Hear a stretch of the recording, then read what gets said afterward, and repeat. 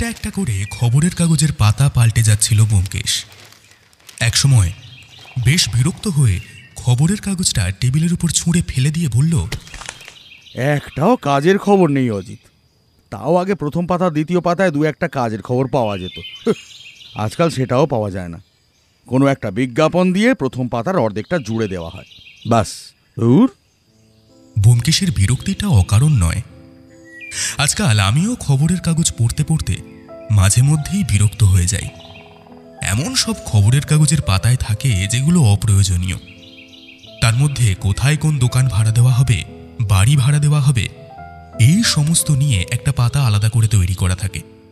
সেই পাতায় এসে পড়লে এত খবরের আধিক্য দেখা যায় যে মাঝে মাঝে হাসি পায়।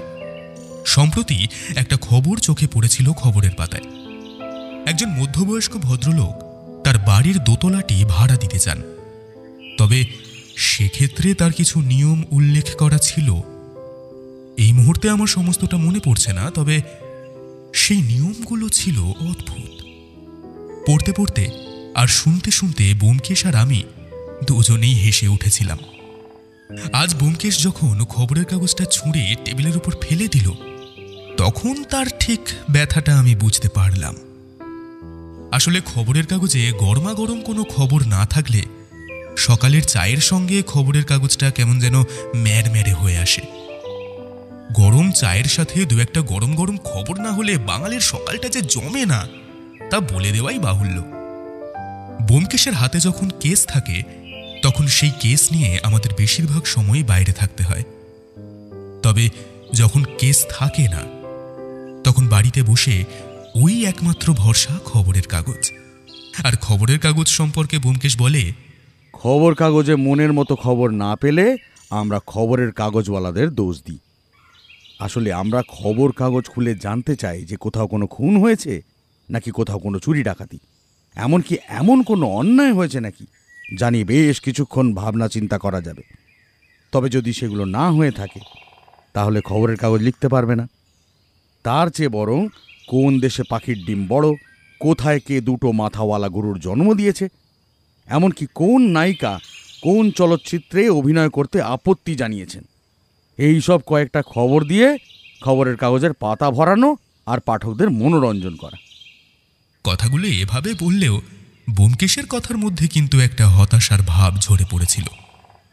কয়েক বছর আগে পর্যন্ত খবরের কাগজ খুললে অদ্ভুত সব চুরির কথা কিংবা খুনের কথা আমরা দেখতে পেতাম। সেই নিয়েই ব্যোমকেশ আর আমি ঘরে বসেই অনেক কিছু অনুমান পর্যন্ত করে ফেলতাম। তবে আজকাল আর সেই সব কোথায় দেখা যায়? সে সম্পর্কে ব্যোমকেশকে বললে সে বলবে, আজকাল মানুষের ধৈর্য বড় কমে আসছে অজিত। দেখো, একজন পাকা মাথার খুনি কিন্তু কখনোই হুট করে খুন করতে যাবে না। সে খুন করার আগে ব্যাপারটা অনেকবার ভেবে সুন্দর একটা পরিকল্পনা করে তারপর খুন করবে। আর চুরির ক্ষেত্রেও সেটাই। পাকা চোর হলে তার মাথার বুদ্ধি এতটা প্রখর হবে যে তাকে ধরা কিন্তু সহজ হবে না। তবে আজকাল মানুষ খুন করে আবেগের মাথায়, তাই ধরা পড়ে যায়। আর চুরিও করে সেই একই ক্ষেত্রে, তাই সাথে সাথে না হলেও খুব কম সময়ের মধ্যে ধরা পড়ে যায়। এই ব্যাপারগুলো পুলিশ নিজেই বার করতে পারে। এখানে আমার মাথা ঘামানোর মতো কিছু নেই, বুঝলে অজিত? আজ প্রায় সপ্তাহ 3 হয়ে গেল ব্যোমকেশের হাতে কোনো কেস নেই। ব্যোমকেশ যে টাকার জন্য সত্য অনুসন্ধান করেন না তা আমি জানি, তবে ব্যোমকেশকে এভাবে ঘরে চুপ করে বসে থাকতে দেখলে কেমন লাগে। মনে হয় গোটা কলকাতা শহর এবং আশেপাশের মানুষ হঠাৎ করে খুব ভদ্র হয়ে গেছে, অন্যায় কমে এসেছে, পুলিশ নাকে তেল দিয়ে ঘুমোচ্ছে। আর এদিকে ব্যোমকেশ তার টেবিলের উপর চুপ করে বসে পুরনো বইপত্র এবং অপ্রয়োজনীয় খবরের কাগজ পড়ে সময় কাটাচ্ছে। খবরের কাগজ ছুঁড়ে ফেলে দিয়ে ব্যোমকেশ উঠে জানালার কাছে দাঁড়িয়েছিল। জানালা দিয়ে বাইরের দিকে তাকিয়ে আকাশের দিকে দেখতে দেখতে বলল, আচ্ছা, একটা কাজ করলে হয় না অজিত? দেখো, এখন হাতে কোনো কেস নেই, আর তাছাড়া সত্যবতীও বাড়িতে নেই। এই ফাঁকে চলো আমরা দুজন কোথাও থেকে ঘুরে আসি। ও হ্যাঁ, একটা কথা বলা হয়নি। সত্যবতী দাদার কাছে বেড়াতে গেছে কয়েকদিনের জন্য। সেখানে বেশ কয়েকদিন থাকবে বলেই গেছে। আসলে তার দাদা তাকে এর মাঝে বেশ কয়েকবার যাবার জন্য চিঠি লিখেছে, তবে সত্যবতীর সময় হয়নি। আর তাছাড়া ব্যোমকেশ বিভিন্ন কাজে ব্যস্ত ছিল, তাই জন্যেই তাকে ছেড়ে সত্যবতী যেতেও পারেনি। যদিও কুটিরাম আছে, তাও তার হাতে ব্যোমকেশকে আর আমাকে ছেড়ে দিয়ে যাওয়া সম্ভব হয়নি। এবার যখন ব্যোমকেশ বেশ কয়েকদিনের জন্য কোনো কেস ছাড়াই বাড়িতে রয়েছে, সেই ফাঁকে সত্যবতী তার দাদার বাড়িতে বেড়াতে গেছে, এমনকি এটা ব্যোমকেশ নিজেই তাকে যেতে বলেছিল।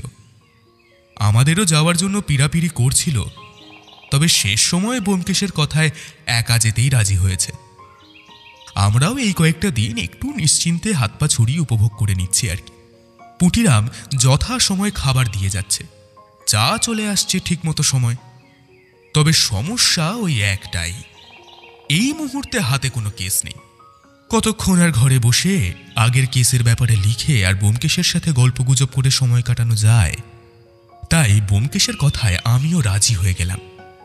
এবার সমস্যা বাঁধল আমরা কোথায় যাব সেটা নিয়ে। ব্যোমকেশ একবার বলল সুন্দরবন থেকে ঘুরে আসা যেতে পারে, অনেকদিন সেই দিকে যাওয়া হয়নি। তবে আমার কিন্তু ইচ্ছে হচ্ছিল পাহাড়ে ঘুরতে যাবার। চারিদিকে তাকিয়ে দিগন্ত বিস্তৃত পাহাড় দেখতে পারবো, চারিদিকে যেদিকে তাকাবো সেই দিকেই পাহাড়। সেখানে একা দাঁড়িয়ে আহা নিঃসঙ্গতাকে উপভোগ করব।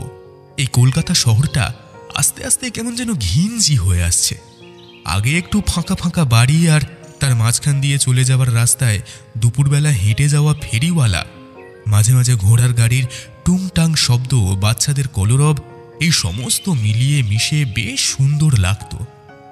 এখন একটা বাড়ির পাশে আরেকটা বাড়ি উঠে যেন জায়গাটা ঘিঞ্জি করে দিয়েছে।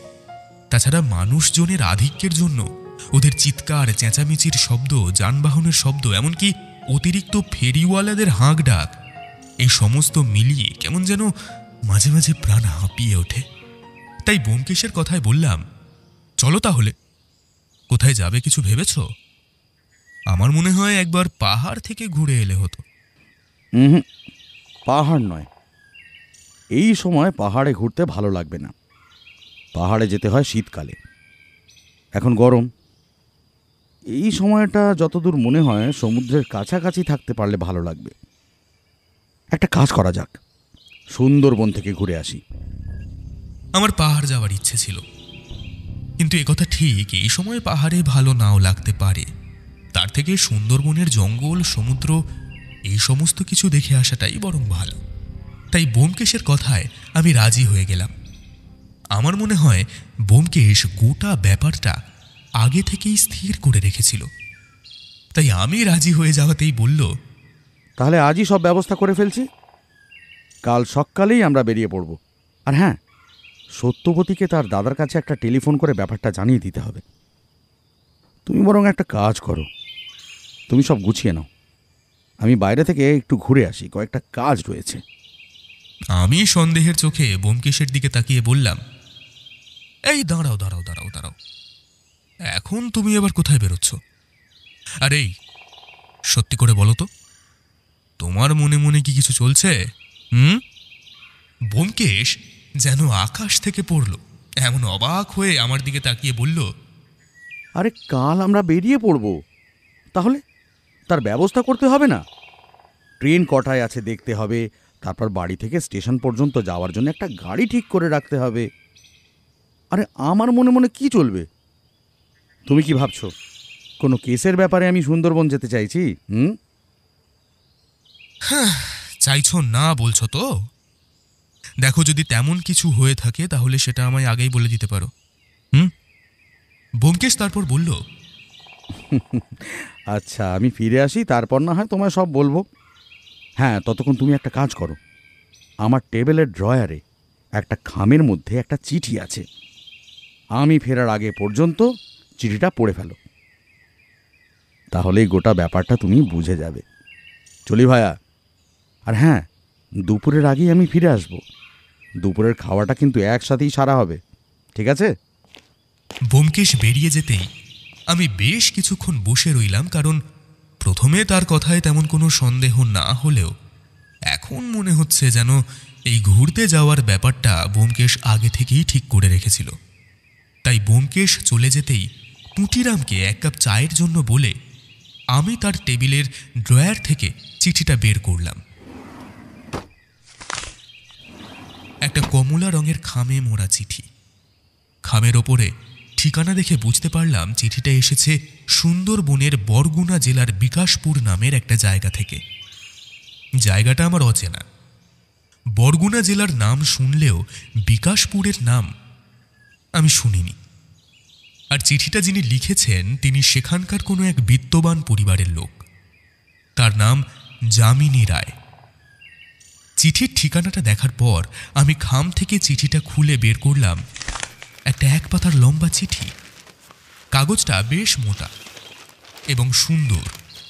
এমন কাগজ সচরাচর সাধারণ কোনো লোক চিঠির ক্ষেত্রে ব্যবহার করেন না।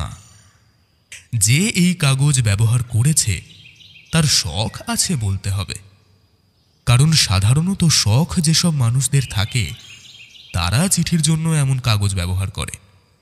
তাছাড়া এই কাগজের দাম অনেক বেশি। ব্যোমকেশের সাথে প্রতিটি কেসে থাকতে থাকতে বারবার ছোট ছোট ব্যাপারগুলো বুঝে নেবার এবং সেইগুলো থেকে অনুমান করে নেওয়ার একটা চেষ্টা আমি বর্তমানে করি। তাই সেটাই বললাম। এই ভদ্রলোক ব্যোমকেশকে যে নির্দিষ্ট কোনো একটা কারণেও চিঠি লিখেছেন সেটাই আমার প্রথমে মনে হলো। তারপর চিঠিটা পড়তে শুরু করলাম। ব্যোমকেশবাবু, পত্রের প্রথমেই আপনার কুশল স্বাস্থ্য কামনা করি। আশা করি ঠিকানায় আমার নামটা দেখার সাথে সাথে আপনি আমায় সামান্য চিনতে পেরেছেন। তবে সে সম্ভাবনা কম। কত মানুষের সাথেই আপনি পরিচিত হন। আপনার সাথে আমার একবার দেখা হয়েছিল, তবে সেটা ওই একবারই। অনেক বছর আগে কলকাতায় আমার এক বন্ধুর বাড়িতে আমায় একটা কাজে যেতে হয়েছিল। সেই সময় আমার সেই বন্ধু বড় বিপদে পড়েছিল। তার বাড়ি থেকে তার একটা মূল্যবান রত্ন চুরি গেছিল। সেই কেসে আপনি তাকে সাহায্য করেছিলেন। অবশ্যই আপনি কেসটা হাতে নিয়েছিলেন পুলিশের দিক থেকে। তবে সেই কেসে আপনার অসাধারণ বুদ্ধি এবং পর্যবেক্ষণ ক্ষমতা আমি দেখেছিলাম, এবং আপনার মনে নেই হয়তো আমি আপনার বুদ্ধির প্রশংসাও করেছিলাম। আপনি আমার সেই বন্ধুকে সেই বিপদ থেকে খুব সুন্দরভাবেই রক্ষা করেছিলেন। ইচ্ছে ছিল ভবিষ্যতে যদি কখনো আপনার সাথে দেখা করার সুযোগ হয় তাহলে আপনার সাথে সামান্য কিছু সময় কাটাবো। তবে বিভিন্ন কারণে সেই সুযোগ হয়ে ওঠেনি। বর্তমানে আমি নিজে একটা অদ্ভুত সমস্যায় পড়েছি। সেই কারণেই আপনাকে এই পত্র দিলাম। আমি জানি আপনি একজন ব্যস্ত মানুষ, বিভিন্ন কাজে আপনাকে ব্যস্ত থাকতে হয়। তবে যদি সময় সুযোগ ঘটে তাহলে আপনি একবার আমাদের বিকাশপুরে আসতে পারেন। শুধু আমার সমস্যার জন্য নয়, বিকাশপুরে এলে আপনার নিজের ভালো লাগবে। আসলে আমাদের এই এলাকাটা বঙ্গোপসাগরের উপকূল থেকে খুব একটা দূরে নয়। সবসময় সাগরের হাওয়া আর বাতাস আমাদের এখানে পাওয়া যায়। তাছাড়া প্রাকৃতিক সৌন্দর্য খুব একটা কম নয়। আপনি এলে আপনাকে সমস্তটা ঘুরিয়ে দেখাবো। তাছাড়া আপনার বুদ্ধি কাজে লাগানোর জন্য একটা সমস্যা আপনার সামনে দিতে পারবো। আপনাকে চিঠি লেখার উদ্দেশ্য যে আমার সেই সমস্যার সমাধান, সে কথা স্বীকার করতে আমি কার্পণ্য বোধ করব না। তবে আপনি যদি সেই কাজে আমায় সাহায্য করেন তাহলে আপনাকে আমি নিরাশ করব না। আমি জানি আপনি ব্যক্তিগত তদন্তের ক্ষেত্রে পারিশ্রমিক নিয়ে থাকেন। আমাদের পরিবার একসময় এই অঞ্চলে বেশ বিত্তবান ছিল। আসলে আমার বাবা ঠাকুরদার আমলে আমাদের মশলার ব্যবসা এবং বাণিজ্যের ব্যবসা ছিল। এ সময় সে ব্যবসায়ের পড়তি নেমে এলো। আমাদের জীবন বিপন্ন হয়ে যায়। আর তাছাড়া জমানো যা অর্থ আছে, এমনকি যা অর্থ এখনকার ব্যবসা থেকে পাওয়া যায়, তার সবটাই আমাদের সাংসারিক কাজেই লাগানো হয়। আমার স্ত্রী, এমনকি আমার ছেলে আপনাকে দেখার জন্য, আপনার সাথে সাক্ষাৎ করার জন্য উদ্গ্রীব হয়ে আছে। আমি তাদের আপনার সেই তদন্তের কথাই বলেছিলাম। তারপর থেকেই তারা আপনার প্রতি সামান্য অনুরক্ত হয়ে পড়েছে। এই পত্র আপনার হাতে যাওয়ার পর আপনি যদি আমার এখানে আসার জন্য সিদ্ধান্ত নিয়ে থাকেন তাহলে সমস্ত ঠিকানা আপনাকে এই পত্রের মধ্যেই লিখে দিলাম। আপনি এলে আমি খুব কৃতজ্ঞ বোধ করব ব্যোমকেশবাবু। আর আমি জানি আপনার সঙ্গে আপনার বন্ধু অজিত বন্দ্যোপাধ্যায়ও আপনার সাথে তদন্ত সমাধান করেন। তাই তাকে সঙ্গে করে নিয়ে এলেও আমার কোনো সমস্যা হবে না। আপনার অপেক্ষায় থাকবো ব্যোমকেশবাবু। ইতি যামিনী রায়। বাহ! চিঠিটা পড়ার পরেই বুঝতে পারলাম ব্যোমকেশ হঠাৎ করেই সুন্দরবন যাওয়ার পরিকল্পনা কেন করল। মনে মনে একটু যে রাগ হলো তা নয়, তবে সুন্দরবন যখন যাচ্ছি তাহলে সেখানে গিয়েই না হয় দেখা যাবে ব্যোমকেশের ভাগ্যে নতুন কোন কেস আছে।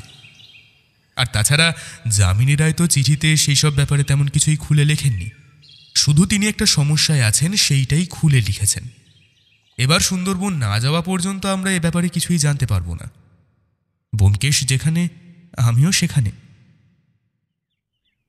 ব্যোমকেশ এলো একটু দুপুরের দিকে। ব্যোমকেশ ফিরে আসার পরে আমরা একসাথে দুপুরের খাওয়া দাওয়া করতে বসলাম। খেতে বসে ব্যোমকেশ প্রশ্ন করল, তা চিঠিটা পড়ে কি বুঝলে অজিত?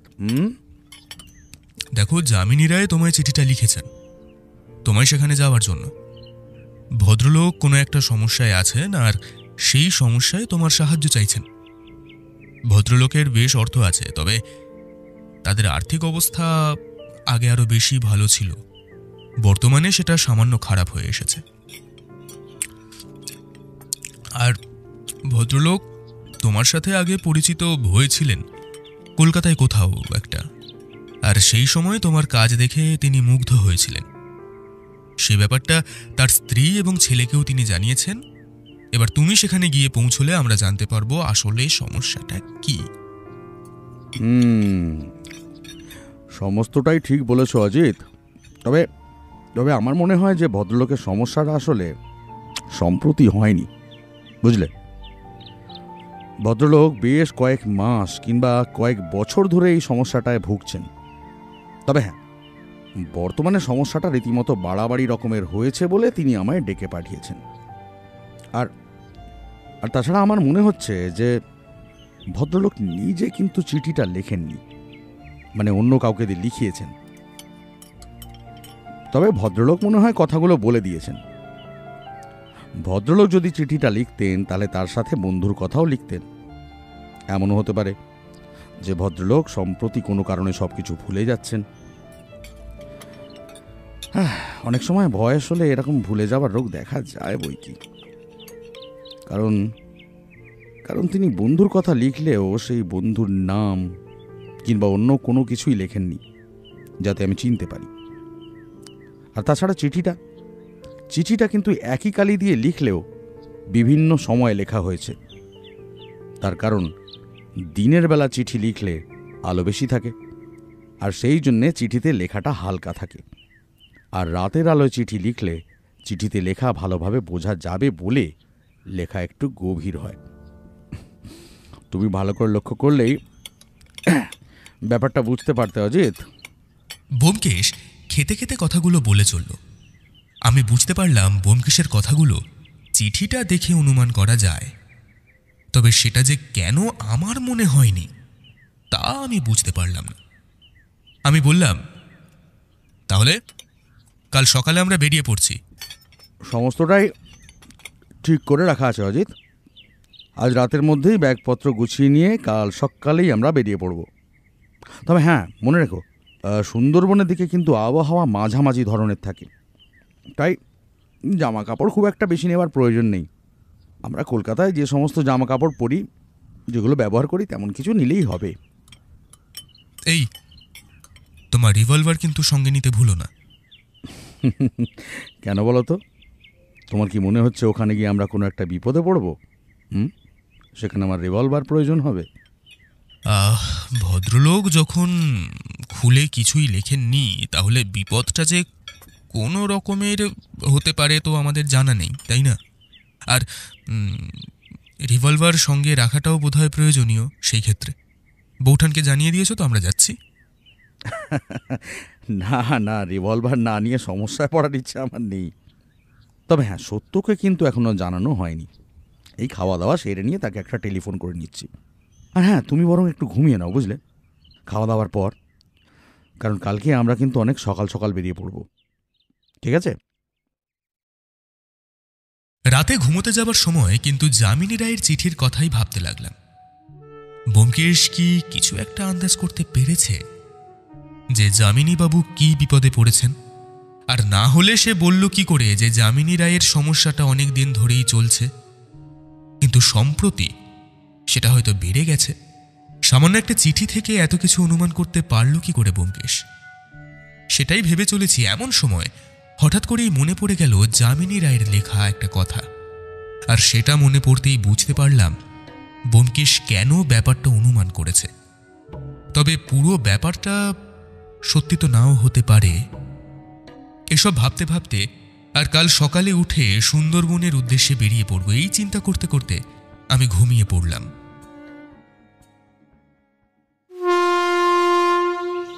ব্যোমকেশ ভাড়ার গাড়ি বলেই এসেছিল, তাই সেই গাড়িতে করে আমরা স্টেশনে পৌঁছালাম। তারপর সেখান থেকে ট্রেনের সময় মতো ট্রেনে উঠে পাড়ি দিলাম সুন্দরবনের বরগুনা জেলার বিকাশপুরের উদ্দেশ্যে। ঠিকানা চিঠিতে লেখা ছিল। সেই ঠিকানার মতো আমরা যখন বিকাশপুর গিয়ে পৌঁছালাম তখন দুপুর গড়িয়ে এসেছে। এতটা সময় লাগার কথা ছিল না, তবে ট্রেনটা লেট করায় সামান্য কিছুক্ষণের জন্য আমাদের একটু দেরি হয়ে গেল। ট্রেন থেকে নেমে প্রথমে গরুর গাড়ি, তারপর একটা ছোট্ট নদী নৌকায় পার হয়ে আমরা বিকাশপুরে পৌঁছালাম।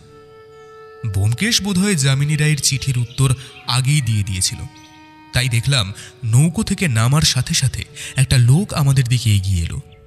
সেই সঙ্গে করে একটা গরুর গাড়ি নিয়ে এসেছে। আমরা আমাদের ব্যাগপত্র নিয়ে নৌকো থেকে নেমে এগিয়ে যেতেই লোকটা আমাদের দিকে এগিয়ে এসে বলল, আপনারা কলকাতা থেকে আসছেন? যামিনী বাবুর বাড়ি যাবেন?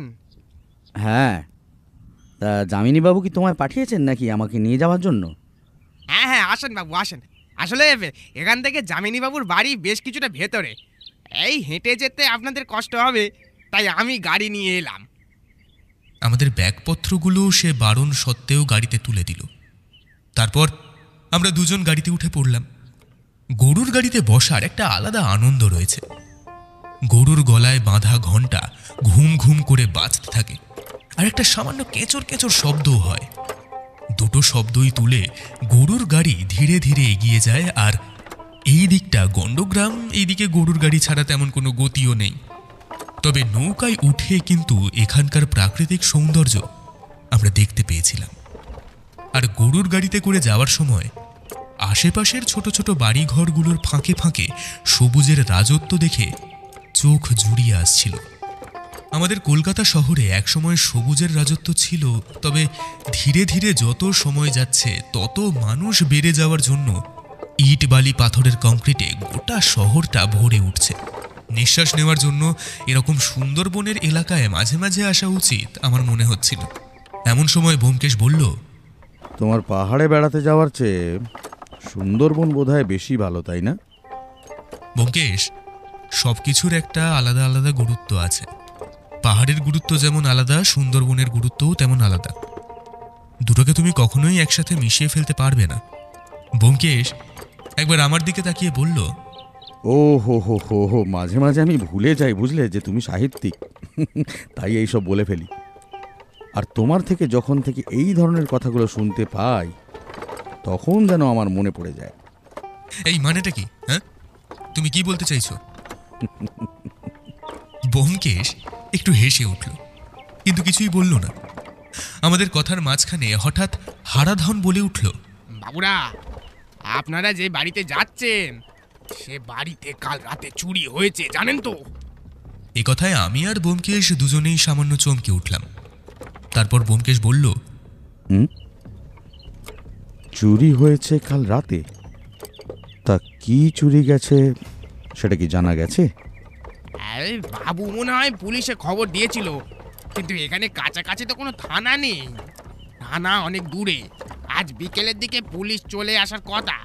এবারে কি চুরি গেছে তা তো আমি জানি না বাবু, তবে চোর যে এসেছিল তা আশেপাশের কয়েকজন বলেছে। আমি তো এদিকেই থাকি, তাই সেটা জানতে পেরেছি। আচ্ছা, যামিনী বাবুর বাড়ির লোকজন কেমন? মানে তাদের তো মশলার ব্যবসা আছে বলে শুনেছি। তাদের ব্যবসা এখন কেমন চলে? না মানে আমি শুনেছি যে তাদের ব্যবসা এখন একটু পড়তির দিকে, তাই না? অত খবর তো আমি জানি না বাবু, তবে আগের চেয়ে বাবুদের অবস্থা যে খারাপ হয়েছে তা আমি বেশ বুঝতে পারি। আর তাছাড়া ছোট বাবুর তো ব্যবসায় মন নেই, সে বাড়িতে বসেই গান বাজনা নিয়ে থাকে। আর একটু কেমন যেন ওই ছন্ন ছাড়া ধরনের বাবু, বুঝলেন? তাই নিয়ে বড় বাবুর তো মন খারাপও হয়। তবে গিন্নিমা আমাদের সাক্ষাৎ লক্ষ্মী পৃথিবী, আহা, তার বাড়ি থেকে অভুক্ত অবস্থায় কেউ ফিরে যায়নি, বুঝলেন? ব্যোমকেশের সাথে এই চালকের কথাবার্তা দেখে আমি অবাক হচ্ছিলাম, কারণ ব্যোমকেশকে এইরকম বাইরের লোককে কারোর ব্যাপারে খোঁজ খবর নিতে খুব একটা দেখিনি। তবে সে যখন এই কাজটা করছে নিশ্চয়ই কিছু একটা ভেবেই করছে। তাই আমি চুপ করে রইলাম।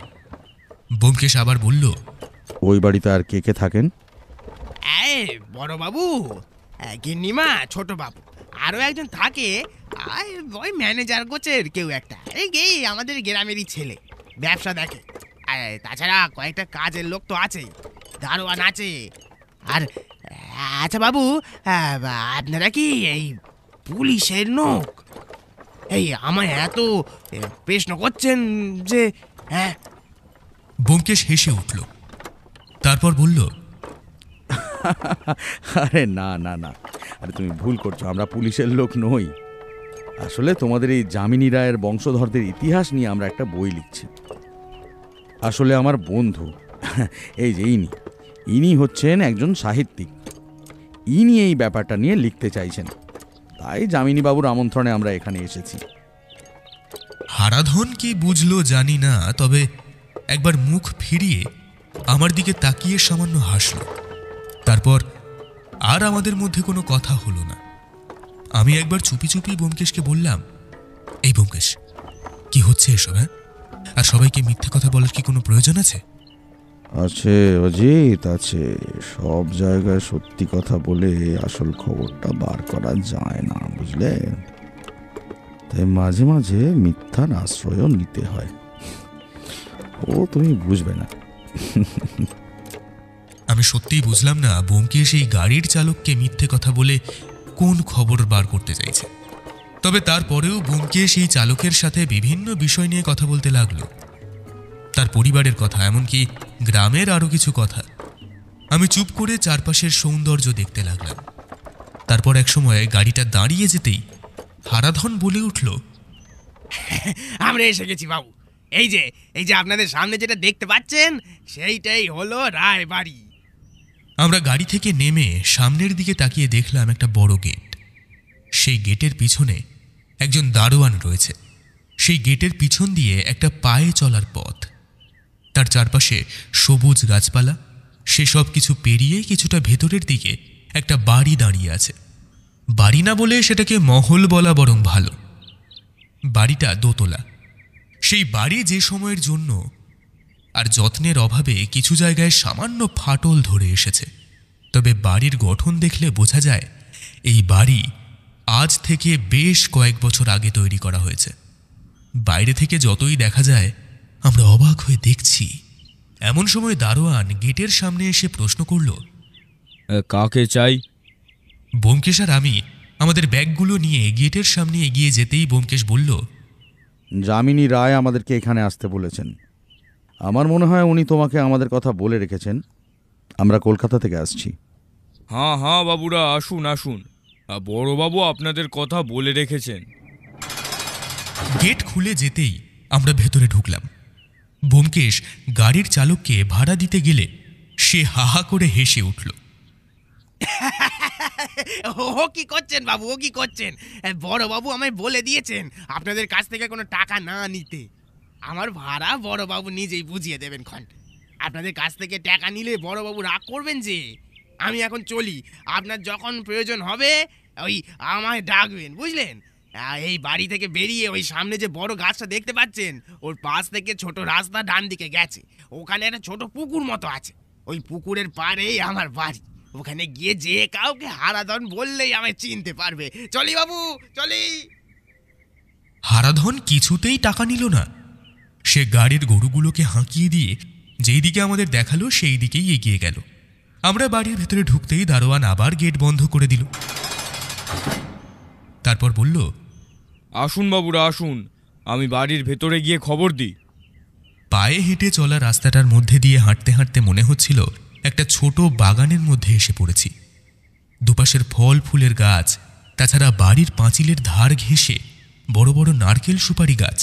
আমরা হাঁটতে হাঁটতে রাস্তার মাঝামাঝি এসে পড়েছি, তখন ব্যোমকেশ বলল, বাড়ির অবস্থা তো দেখেই বোঝা যাচ্ছে যে ভদ্রলোক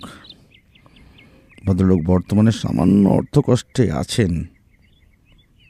আর এই বাগানগুলো দেখো অজিত, একসময় বাগানগুলোর বেশ যত্ন করা হলেও এখন কিন্তু সামান্য অযত্ন হচ্ছে। বোধহয় বাগানের উপর থেকে ভদ্রলোকের শখ মিটে গেছে। আমি ব্যোমকেশের কথায় ভালো করে লক্ষ্য করতেই বুঝলাম বাগানের বেশ কিছু গাছ শুকিয়ে গেছে। তাছাড়া বেশ কিছু গাছ অপ্রত্যাশিতভাবে বড় হয়ে বাগানটাকে জঙ্গল মতো করে তুলেছে। সাথে সাথেই মনে পড়ল, এটা সুন্দরবন, এখানে সাপ থাকাটা খুব একটা অবাক হওয়ার বিষয় নয়। তবে একবার পায়ের দিকে তাকিয়ে আমি দেখে নিলাম পায়ের তলায় মাটি, আর এখানে ওখানে ঘাস জন্মেছে। আমরা আর ওখানে এগিয়ে এসেছি, বাড়ির ভেতর থেকে দারোয়ানের সাথে আরও একজন বেরিয়ে এসে আমাদের নমস্কার করে বলল, নমস্কার, আপনাদের মধ্যে ব্যোমকেশ বাবুটা ঠিক? নমস্কার, আমি ব্যোমকেশ বক্সী, আর ও হলো আমার বন্ধু অজিত বন্দ্যোপাধ্যায়। আপনি যামিনী রায়ের? আমি এ বাড়ির কেউ নই। আমি আসলে যামিনী রায়ের কাছে বেশ কয়েক মাস ধরে থাকছি। আসলে ওনার ব্যবসার কাজে আমি ওনাকে সাহায্য করি, সেই সূত্রেই আমাকে এখানে থাকতে হয়। আমার বাড়ি বেশি দূরে নয়, এই গ্রামেই, তবে আমি এখানেই থাকি। আসুন। আমি বাড়িটার দরজার সামনে গিয়ে সিঁড়ি দিয়ে উপরে উঠতে লাগলাম। ভবানীবাবু আমাদের ব্যাগগুলোকে ঘরের ভেতর থেকে আসা আরও একজন চাকর গোছের কাউকে দিয়ে আমাদের জন্য নির্দিষ্ট ঘরে পৌঁছে দিতে বললেন। তারপর বললেন, আপনারা অনেকটা দূর থেকে এসেছেন, আপনাদের ঘর দোতলায় গুছিয়ে রাখা আছে। আপনারা হাত মুখ ধুয়ে বিশ্রাম নিন, আমি আপনাদের খাবার ব্যবস্থা করে দিচ্ছি। আর তারপরে যামিনীবাবু আপনাদের ডেকে পাঠালে আমি আপনাদের ডেকে আনব। যামিনীবাবু কি অসুস্থ? সেরকম ব্যাপার নয়, তবে বয়স হয়েছে, প্রেশার বেড়েছে, তাছাড়া সুগারও রয়েছে, তাই তিনি ঘরেই বেশিরভাগ সময় থাকেন। যতদূর মনে হচ্ছে যামিনীবাবুর হয়ে চিঠিটা তাহলে আপনিই লিখেছিলেন। কি করে বুঝতে পারলেন বলুন তো? আপনি কি যামিনীবাবুর হাতের লেখা চেনেন? না, তবে চিঠিটা দেখে মনে হয়েছিল। হ্যাঁ, কিছুটা আমিই লিখেছি। যামিনীবাবু আমায় যেরকম বলেছেন আমি তাই লিখেছি। আপনারা আসুন। এই রঘু, যাও বাবুদের উপরের ঘরে নিয়ে যাও, আর বাবুদের জন্য খাবারের ব্যবস্থা করো। আমি আর ব্যোমকেশ রঘুর সাথে উপরের ঘরে চলে এলাম। সেখানে আমাদের ব্যাগপত্র রাখা হয়েছিল। একটু পরেই রঘু এসে আমাদের কলতলায় নিয়ে গেল। সেখানে জল রাখা হয়েছিল। আমরা হাত মুখ ধুয়ে নিজেদের ঘরে এসে বিছানার উপর বসলাম। তারপর কাপড় বদল করে নিয়ে একসময় দেখি রঘু আমাদের জন্য খাবার নিয়ে এসেছে। কয়েক রকম মিষ্টি, লুচি, তরকারি। খিদে যে আমাদের পায়নি তা নয়, আসলে ট্রেনে সামান্য কিছু খেয়েছিলাম, তারপর আর কিছুই খাওয়া হয়নি। তাই আর বাক্য ব্যয় না করে আমরা খাবারের সদ্গতি করে ঘরের মধ্যে বসে রইলাম। ব্যোমকেশ একবার ঘরের বাইরে এসে ব্যালকনিতে দাঁড়িয়ে সামনের বাগানের দিকে বেশ কিছুক্ষণ চেয়ে রইল। একটু পরে রঘু এসে ডেকে নিয়ে গেল যামিনীবাবুর ঘরে। সেখানে ভবানীবাবুও ছিলেন। যামিনীবাবুর ঘর একতলায়। সেইখানে বিছানার উপর চাদর অর্ধেকটা গায়ে দিয়ে যামিনীবাবু শুয়েছিলেন। আমরা ঘরে ঢুকতেই কোনো মতে উঠে বসে আমাদের উদ্দেশ্যে নমস্কার করে বললেন, নমস্কার নমস্কার ব্যোমকেশবাবু, আপনি যে আমার চিঠি পেয়ে এত দূর থেকে কষ্ট করে আসবেন তা আমি ভাবতে পারিনি। আমি সত্যি খুব খুব খুশি হয়েছি। এইখানে ভদ্রলোকের চেহারার একটা বিবরণ দেওয়া দরকার। ভদ্রলোকের মাথার চুল বেশ লম্বা, সেই চুল কাঁধ পর্যন্ত ঝুলে এসেছে। মুখের দাড়ি গোঁফ সাদা হয়ে এসেছে। ভদ্রলোকের শরীর যে অসুস্থ তা বোঝা যায়। ভদ্রলোকের পরনে একটা সাদা পাজামা, চাদর ঢাকা থাকার জন্য নিচের পরিধান বোঝা যায় না। তার চোখের তলায় গাঢ় কালি, মুখে চামড়ার বলিরেখায় শারীরিক অসুস্থতার একটা লক্ষণ ফুটে উঠেছে তার চোখে মুখে। তবে গায়ের রং বেশ ফর্সা এবং চেহারা যে একসময় বেশ ভালো ছিল তা বোঝা যায়। আমরা তার বিছানার পাশে রাখা চেয়ারে বসলাম। ব্যোমকেশ বলল, না না, এতে অসুবিধার কিছু নেই। আপনার আমন্ত্রণ আমি রক্ষা করতে পেরেছি, তাতে আমার বেশ ভালোই লাগলো। তবে বলেই ব্যোমকেশ একবার ভবানী বাবুর দিকে তাকালো। যামিনী রায় বোধহয় কিছু একটা বুঝতে পেরে ভবানীকে বললেন, ও ও হ্যাঁ ম্যাম। আচ্ছা ভবানী, ভবানী তুমি এখন এসো। আমি ব্যোমকেশ বাবুর সাথে একটা গুরুত্বপূর্ণ বিষয় নিয়ে কথা বলতে চাই। আর হ্যাঁ দেখো, এই সময় যেন কেউ আমাদের বিরক্ত না করে। বাইরে থেকে দরজাটা বন্ধ করে দিয়ে যাও। আর রঘুকে দিয়ে 3 কাপ চা পাঠিয়ে দিও, কেমন? ভবানীর মুখ দেখে মনে হলো ব্যাপারটায় সে খুব একটা খুশি হয়নি। তবু ঘর থেকে বেরিয়ে গিয়ে দরজাটা ভিজিয়ে দিল। যামিনীবাবু ব্যোমকেশের দিকে একবার তাকিয়ে তারপর আমার দিকে তাকিয়ে বললেন, আসলে আসলে ব্যাপারটা যে আপনাকে কোথা থেকে বলা শুরু করব তা আমি ঠিক বুঝতে পারছি না। তবে দেখুন, আমি আমি আমি সময় নষ্ট করতেও চাইছি না। আমি চাইছি আপনি ব্যাপারটা আজ থেকেই দেখুন। যত দেরি হবে ততটা বোধহয় সমস্যাটা বাড়বে। আপনার যেখান থেকে বলতে ভালো লাগে আপনি সেখান থেকেই বলতে শুরু করুন, আমার কোনো সমস্যা নেই। তবে হ্যাঁ, একটা কথা, কোনো কিচ্ছু কিন্তু বাদ দেবেন না, তাহলে আমার কাজ করতে অসুবিধা হবে। আপনি মন খুলে বলুন। যামিনীবাবু বেশ কিছুক্ষণ পায়ের কাছে খোলা জানালাটার দিকে তাকিয়ে রইলেন। তারপর বলতে শুরু করলেন, আমার বাবার ছিল মশলার ব্যবসা। তবে মশলার ব্যবসার গোটা ব্যাপারটা হয়তো আপনি জানেন না। আসলে ভারতবর্ষের বাইরের বিভিন্ন দেশ থেকে মশলা জাহাজে করে আমাদের এই সুন্দরবনের কাছের কয়েকটা বন্দরে আসতো। আর সেই সব বন্দর থেকে মশলা নিয়ে বিভিন্ন জায়গায় ছড়িয়ে দেওয়া হতো বিভিন্ন লোকেদের মাধ্যমে। আমার বাবা আসলে মশলা জাহাজে করে এখানে আসার পরে সেই মশলা বিভিন্ন জায়গায় ছড়িয়ে দেওয়া এবং সেগুলো চড়া দামে বিক্রি করার ব্যবস্থা করা, এই সমস্তগুলোই দেখতেন। তবে আমার ঠাকুরদার ব্যবসা ছিল কিন্তু আলাদা। ঠাকুরদা ছিল একদম অন্যরকম। মানে বাবা যেমন ব্যবসা নিয়েই মেতে থাকতে ভালোবাসতেন, ব্যবসা থেকে কিভাবে আর একটু বেশি টাকা উপার্জন করা যায় আর কি করে আমাদের ভবিষ্যৎ সুনিশ্চিত করা যায় সেই সবই ভেবেছেন। তবে ঠাকুরদা কিন্তু মশলার ব্যবসা করলেও তিনি নিজে মাঝে মাঝে ওই সমস্ত জাহাজে করে বেরিয়ে পড়তেন। তার ছিল অজানা অচেনা জায়গা দেখার ইচ্ছে এবং সেই সমস্ত জায়গায় যাওয়ার ইচ্ছে। এখন যেমন আমরা রেলপথে, সড়ক পথে, এমনকি জলপথে অনেক জায়গায় যেতে পারি, ঘুরতে পারি।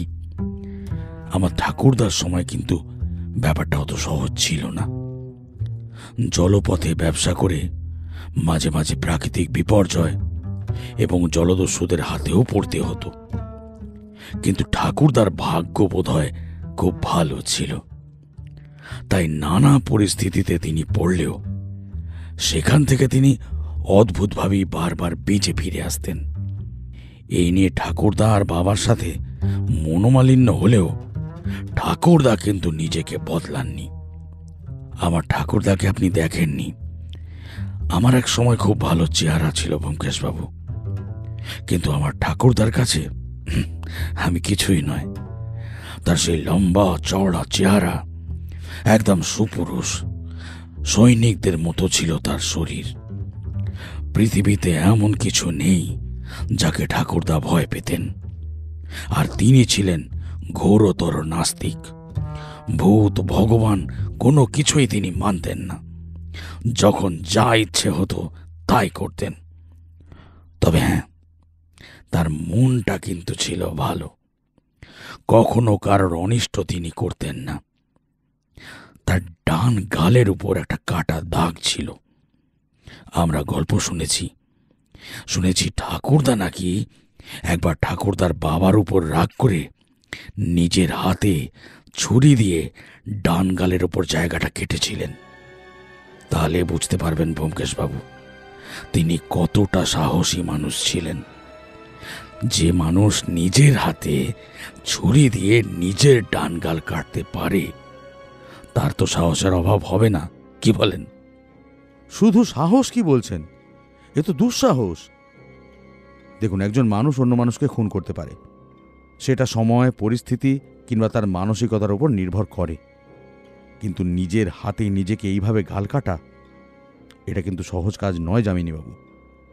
যামিনীবাবু হাসলেন, তারপর বললেন, তাই বলছি ব্যোমকেশবাবু, আমার সেই ঠাকুরদার নাম ছিল যোগেশ রায়। সেই সময় বাঙালিদের মধ্যে এমন সাহসী আর এমন মনের লোক পাওয়া কিন্তু খুব কঠিন ছিল। সে যাই হোক, ঠাকুরদা জাহাজে এখানে ওখানে চলে যেতেন। এইভাবে তাদের একটা দল তৈরি হয়েছিল। সেই দল নিয়ে তারা বাণিজ্য করতেন এবং বাণিজ্য করে অর্থ নিয়ে বাড়ি ফিরে আসতেন।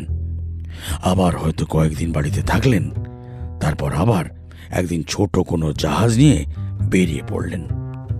ঠাকুরদা ছোটবেলায় আমাদের অনেক গল্প বলতেন। এই সব দুঃসাহসিক অভিযানের কথা শুনতে শুনতে কি মনে হতো জানেন? মনে হতো গল্পের বইতে কিংবা চলচ্চিত্রে দেখা গল্প ঠাকুরদার গল্পের কাছে কোন ছাড় লাগে। আমার সেই ঠাকুরদা কিন্তু মারা গেছিলেন খুবই কষ্ট পেয়ে। তার গোটা শরীরে এক অদ্ভুত ধরনের ঘা হয়েছিল। সেই ঘা কোনো ডাক্তাররা সারাতে পারেনি। তারা বলেছিলেন যে সমুদ্রের আবহাওয়া এবং জলবায়ুর জন্যে কোনোভাবে তার শরীরে অদ্ভুত কোনো একটা ভাইরাস এসে বাসা বেঁধেছে, আর সেই রোগের ওষুধ এখনো তৈরি হয়নি। অমন দুর্দান্ত প্রতাপ সুপুরুষ চেহারার মানুষটা রোগা হয়ে একদম কুঁকড়ে কঙ্কাল সার হয়ে মারা গেছিলেন ব্যোমকেশবাবু। অমন দুর্দান্ত প্রতাপ সুপুরুষ চেহারার মানুষটা একদম রোগা হয়ে কুঁকড়ে গিয়েছিলেন, শেষে কঙ্কাল সার হয়ে মারা গিয়েছিলেন, বুঝলেন? তবে আমার বাবা ঠাকুরদার পথ আর মাড়াননি। তিনি নিজের মতন ব্যবসাপত্র নিয়ে এখানেই থাকতেন। আমাদের এই বাড়িটা তৈরি করিয়েছিলেন আমাদের ঠাকুরদা। বাড়ির অবস্থা দেখেই বুঝতে পারছেন এ অনেক বছর আগের তৈরি করা বাড়ি। ঠাকুরদা যখন পাকাপাকিভাবে এখানে থাকতে শুরু করেন তখন তার কাছে জমানো অর্থ অনেক ছিল। তাছাড়া সোনা রূপা এমনকি আরো অনেক মূল্যবান বস্তু ছিল। তার মধ্যে ছিল একটা লাল রঙের পাথর।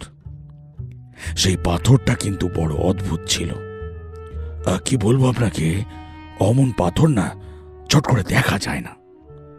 পাথরটার একটা দিক সুচলো আর বাকি দিকটার এমনি পাথরের মতো চাপা।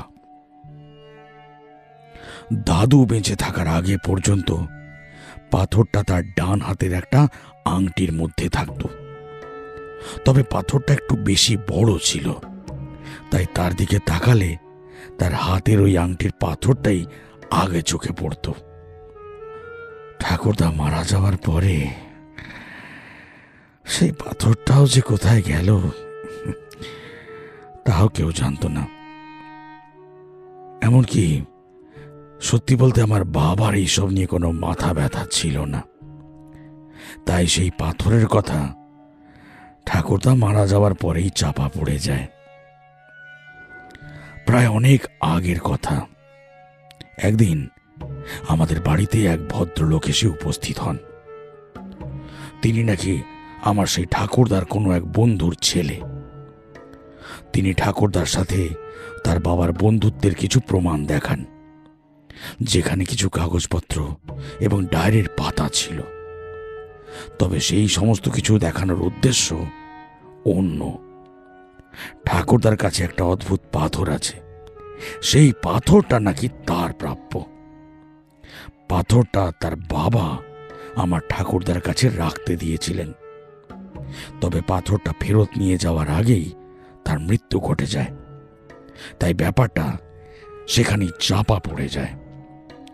এখন সে তার বাবার খাতাপত্র, ডায়েরি সমস্ত কিছু দেখে পাথরটার কথা জানতে পেরে আমাদের কাছে এসেছে। তবে সত্যি বলতে কি, ঠাকুরদার মৃত্যুর পর সেই পাথরটা আমরা আর কোথাও দেখতে পাইনি।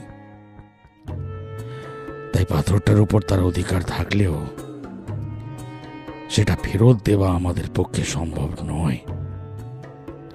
কিন্তু সেই ভদ্রলোক, তিনি কিছুতেই বিশ্বাস করতে চান না যে সেই পাথরটা আমরা লুকিয়ে রাখিনি, বরং আমরা জানি না যে সেই পাথরটা কোথায় আছে। তা ব্যাপারটা নিয়ে তিনি আমাদের শাসিয়েও যান। তবে সত্যি বলতে, আমার বাবা ছিলেন একটু রাগী মানুষ। তিনি লোকটাকে জোর করে বাড়ি থেকে বের করে দেন।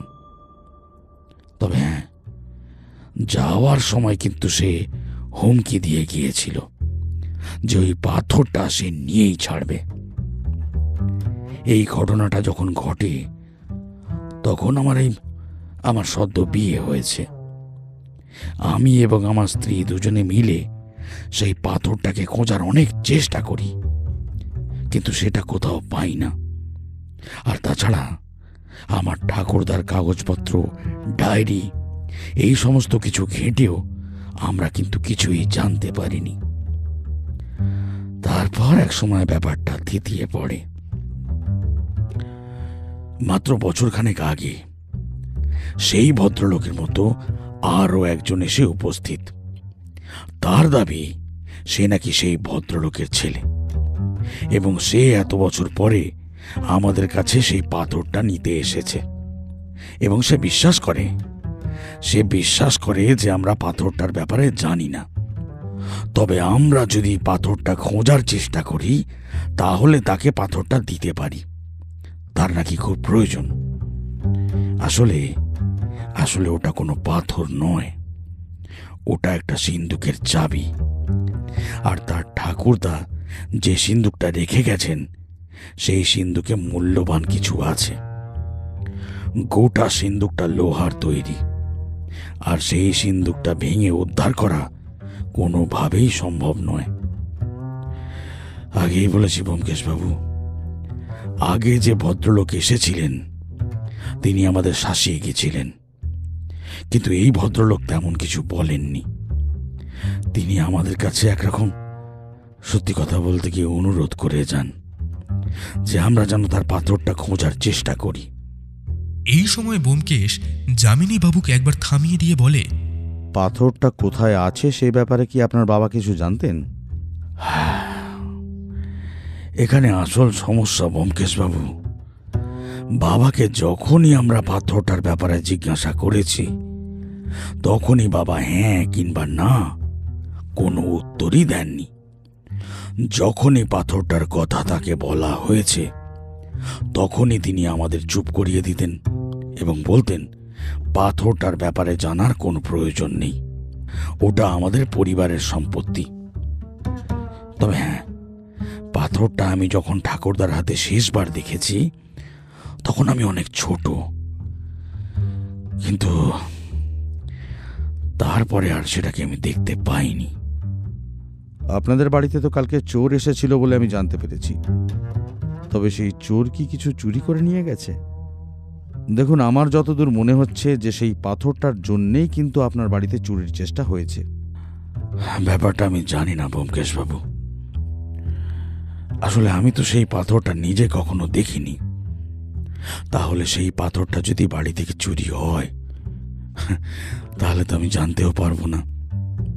তবে হ্যাঁ, কাল রাতে চুরির চেষ্টা হয়েছিল, কিন্তু আমার বাবা যে ঘরে থাকতেন, মানে এখন আপনারা যে ঘরে আছেন তার ঠিক পাশের ঘরেই আমার বাবা থাকতেন। উপরের একটা ঘরে আমার ছেলে জয়ন্ত থাকে, আমি নিচের ঘরেই থাকি, এমনকি আমার স্ত্রীও নিচের ঘরেই থাকে। আসলে বয়স হয়েছে তো, বুঝতেই পারছেন, এই উপরে ওঠা নামা করা না আমাদের পক্ষে আর সম্ভব নয়। আর আমি যেহেতু নিচের ঘরেই থাকি, তাই আমার স্ত্রীও নিচের ঘরেই থাকেন। তাই কাল রাত্রে যখন চোর এসেছিল বলে মনে হয়েছে, তখন আমার বাবার ঘরের দরজা খোলা ছিল। তবে সেখানে ঢুকে আমরা কিন্তু তেমন কিছুই বুঝতে পারিনি যে কিছু চুরি গেছে বলে। তবে হ্যাঁ, শুধুমাত্র তার ঘরের একটা আলমারি খোলা ছিল। তারপরে বলুন। এবার সমস্যাটা হলো যে মাসখানেক ধরে আমার মনে হয়েছে যে আমাদের বাড়ির আশেপাশে রাতের বেলা কেউ ঘোরাঘুরি করে। আসলে আসলে আমাদের বাড়িতে দারোয়ান আছে তা ঠিক, তবে বাড়ির পাশেরটা দেখেছেন তো, পেছনের দিকে কয়েকটা জায়গা সামান্য ভেঙে গেছে।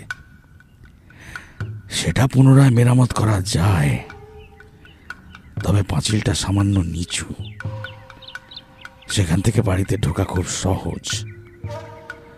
আর আমার শরীর অসুস্থ, তাই রাতের দিকে আমার ভালোভাবে ঘুম আসে না। আমি প্রায়ই জেগেই থাকি। তখন বাড়ির পেছনের দিকে কারো হেঁটে চলার শব্দ কিংবা কথা বলার শব্দ আমি পেয়েছি। তবে হ্যাঁ, চিৎকার করে উঠলে আর কোনো শব্দ শোনা যায় না। তবে কাল রাতে কিন্তু আমি ঘুমিয়ে পড়েছিলাম, আর তখনই বাড়িতে কেউ ঢুকেছিল। আর সে পালাবার সময় আমাদের একজন কাজের লোককে গুরুতরভাবে আঘাত করে গেছে ব্যোমকেশবাবু। আমার মনে হয় সে ব্যাপারটা বুঝতে পেরে দোতলায় ছুটে গিয়েছিল, আর তখনই তার মাথায় ভারী কিছু দিয়ে আঘাত করেছে। তার অবস্থা খুব একটা ভালো নয় ব্যোমকেশবাবু। আমার পক্ষে যতদূর সম্ভব আমি করেছি। সে এখন নিজের বাড়িতেই আছে। তার মানে খুন এবং তার সাথে হত্যার চেষ্টা। কিন্তু আপনি তো বলছেন যে পাথরটা এই বাড়িতে কোথাও নেই। তাহলে এই বাড়িতে চোর আসার কারণটা কি? সেইটাই তো আমিও বুঝতে পারছি না ব্যোমকেশবাবু। এখন যদি আপনি যদি ব্যাপারটা একটু দেখেন, আসলে বুঝতেই পারছেন তো, আমার বয়স হয়েছে, আর তাছাড়া আমার ছেলে গান বাজনা নিয়েই থাকে। সে একটু অন্য ধরনের ব্যোমকেশবাবু। তাকে আমি ঠিক ভরসা করতে পারি না। এই বয়সেই আমার যদি কিছু হয়ে যায়, তারপরে তার যে কি হবে সেই নিয়ে আমাকে এখনো চিন্তায় থাকতে হয়। আমার ব্যবসা দেখাশোনার জন্যে আমি ভবানীকে রেখেছি, তবে তাও দুশ্চিন্তা তো থাকেই। আচ্ছা, আপনার ঠাকুরদার সেই খাতাপত্র কিংবা ডায়েরি, সেই সমস্ত জিনিস কি আমি দেখতে পারি? আর আপনার বাবার যদি কোনো কাগজপত্র থেকে থাকে, সেগুলো আমার একবার দেখা দরকার।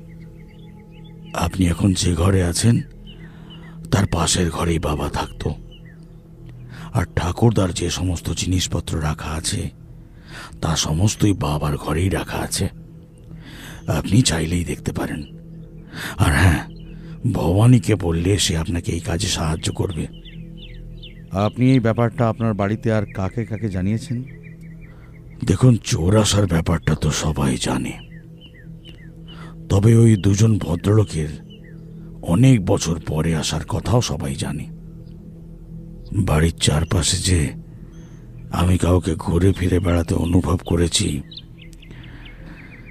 সেটা আমি কাউকে বলিনি।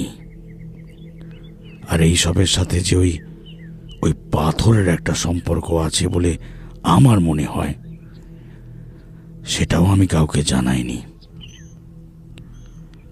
ব্যোমকেশবাবু, আমি শুধুমাত্র আপনাকেই সবটা জানালাম। ঠিক আছে, এই মুহূর্তে সেগুলোর কাউকে জানানোর প্রয়োজন নেই। আর আমি আপনার ঠাকুরদার বাবার কাগজপত্র, ডায়েরি এই সমস্ত একটু ঘেঁটে দেখি, বুঝলেন? যদি কিছু পাওয়া যায় তারপর না হয় ব্যাপারটা নিয়ে আপনার সাথে আরেকবার কথা বলবো। আর হ্যাঁ, আজ তো আর কিছু হবে না, কাল থেকে আমি কাজ শুরু করি, তারপর দেখা যাবে। আপনি চিন্তা করবেন না একদম। কোনো না কোনো একটা সমাধান ঠিক বেরোবেই। আপনার ওপর ভরসা করতে পারছি বলেই তো আমি আপনাকে ডেকে এনেছি ব্যোমকেশবাবু। এখন আপনিই দেখুন কি করতে পারেন। যামিনী রায়ের কাছে সমস্তটা শুনে তাকে একরকম সান্ত্বনা দিয়ে আমি আর ব্যোমকেশ আমাদের ঘরে ফিরে এলাম। ঘরে ফিরে এসে ব্যোমকেশ জানলার কাছে দাঁড়াতেই আমি বুঝতে পারলাম বাইরে সন্ধ্যা নামতে শুরু করেছে। আমি বললাম, আচ্ছা, সেই লাল রঙের অদ্ভুত পাথরটা খোঁজার জন্য যামিনীবাবু তোমায় এত অবধি ডেকে আনলেন ব্যোমকেশ? তা তো উনি নিজেই বললেন অজিত। তবে আমার মনে হয় যে গোটা ব্যাপারটার মধ্যে আরও কিছু একটা রয়েছে। তুমি শুনলে না, যামিনীবাবু বললেন যে এ বাড়ির আশেপাশে কাউকে উনি ঘুরে বেড়াতে দেখেছেন। আর তাছাড়া আজ যামিনীবাবু যখন আমাদেরকে সমস্ত কথা বলছিলেন তখন আমাদের দরজার বাইরে কেউ একজন আড়ি পেতে শুনছিল। ব্যাপারটা কি তুমি লক্ষ্য করেছো? ব্যোমকেশের এই কথাটায় আমি কিন্তু এবার অবাক হয়ে গেলাম। আমাদের ঘরের বাইরে থেকে কেউ আমাদের কথা শুনছিল এটা তো আমি বুঝতে পারিনি। তাই বললাম, এই, তুমি সত্যি বলছো? হ্যাঁ অজিত, আমি সত্যি বলছি। তুমি বোধহয় খেয়াল করেছিলে যে আমি কথা শুনতে শুনতে দুবার দরজার দিকে তাকিয়েছিলাম, আর আমরা বাইরে আসার আগেই কেউ একজন দরজার সামনে থেকে বাইরের দিকে চলে গেল। যতদূর মনে হলো সামনের দিকে কোনো একটা ঘরে গিয়ে সে ঢুকেছিল, কিন্তু সেটা যে কে সেটা আমি বুঝতে পারিনি। কাল সকালে বাড়ির সবার সাথে একবার পরিচয় করতে হবে অজিত। তার আগে ব্যাপারটা নিয়ে কিছু ভাবার দরকার নেই। আর হ্যাঁ, রাতে একটু সজাগ থেকো, দেখো কোনো কিছু শুনতে পাও নাকি। যদি চোর এ বাড়িতে একবার এসেই থাকে আর সেই পাথরটা নিতে আসে, এবং যদি সে না পেয়ে থাকে, তাহলে সেটা নিতে সে আবার আসবে।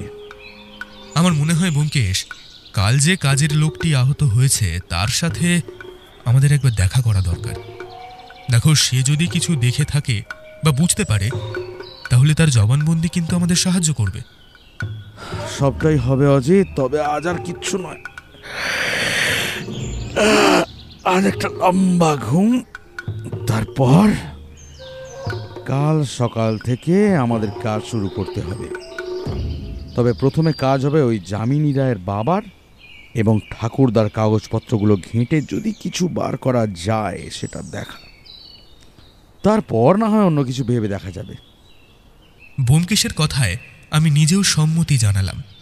আমারও যে শরীর একটু ক্লান্ত লাগছিল না তা নয়, তাই একটু পরেই যখন রঘু আমাদের খেতে ডাকলো তখন ব্যোমকেশ বলল আমাদের খাবারটা উপরের ঘরেই দিতে। তার এমন অদ্ভুত আচরণের কারণ আমি কিছুই বুঝতে পারলাম না। তবে মনে হলো সেই মুহূর্তে সবার সামনে যেতে চাইছে না, আর সেটাই স্বাভাবিক, কারণ ব্যোমকেশ যেখানে কেসটা নিয়ে তদন্ত করতে এসেছে তা তো অন্য কেউ জানে না, একমাত্র ভবানীবাবু ছাড়া, কারণ তিনি চিঠিটা লিখেছেন।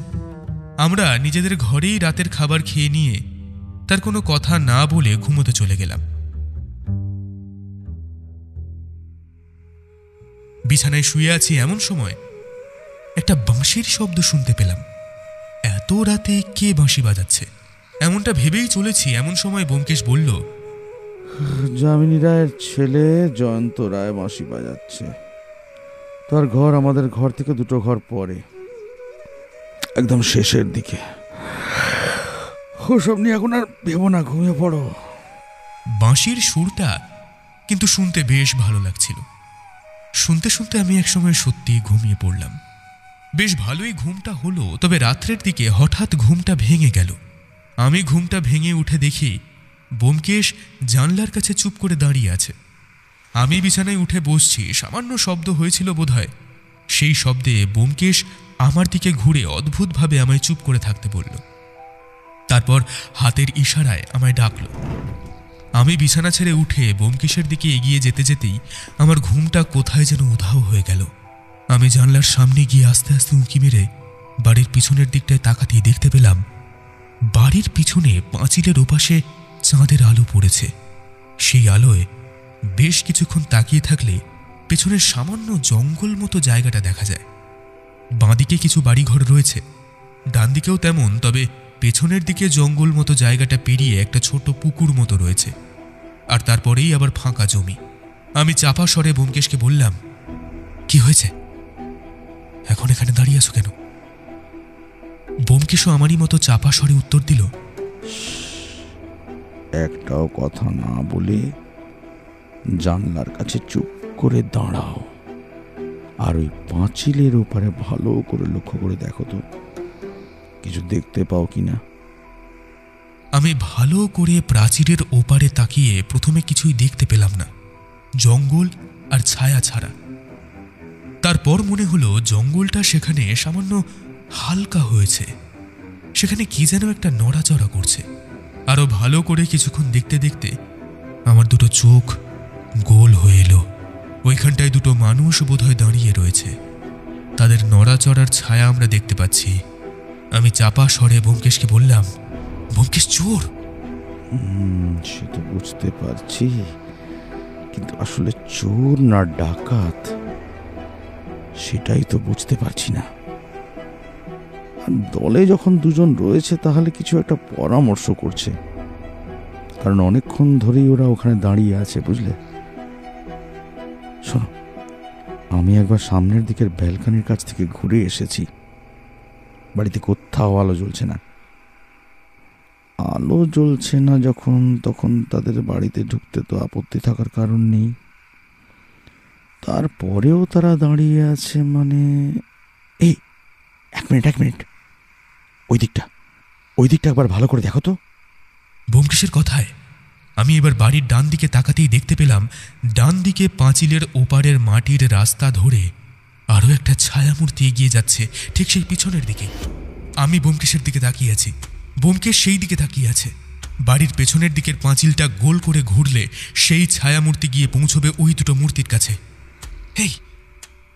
এই তৃতীয় লোকটা আবার কে? কিছু জানি না যে, তুমিও যেখানে আমিও সেখানে। ওই লোকটা ওদেরকে কোনো একটা খবর দিতে যাচ্ছে।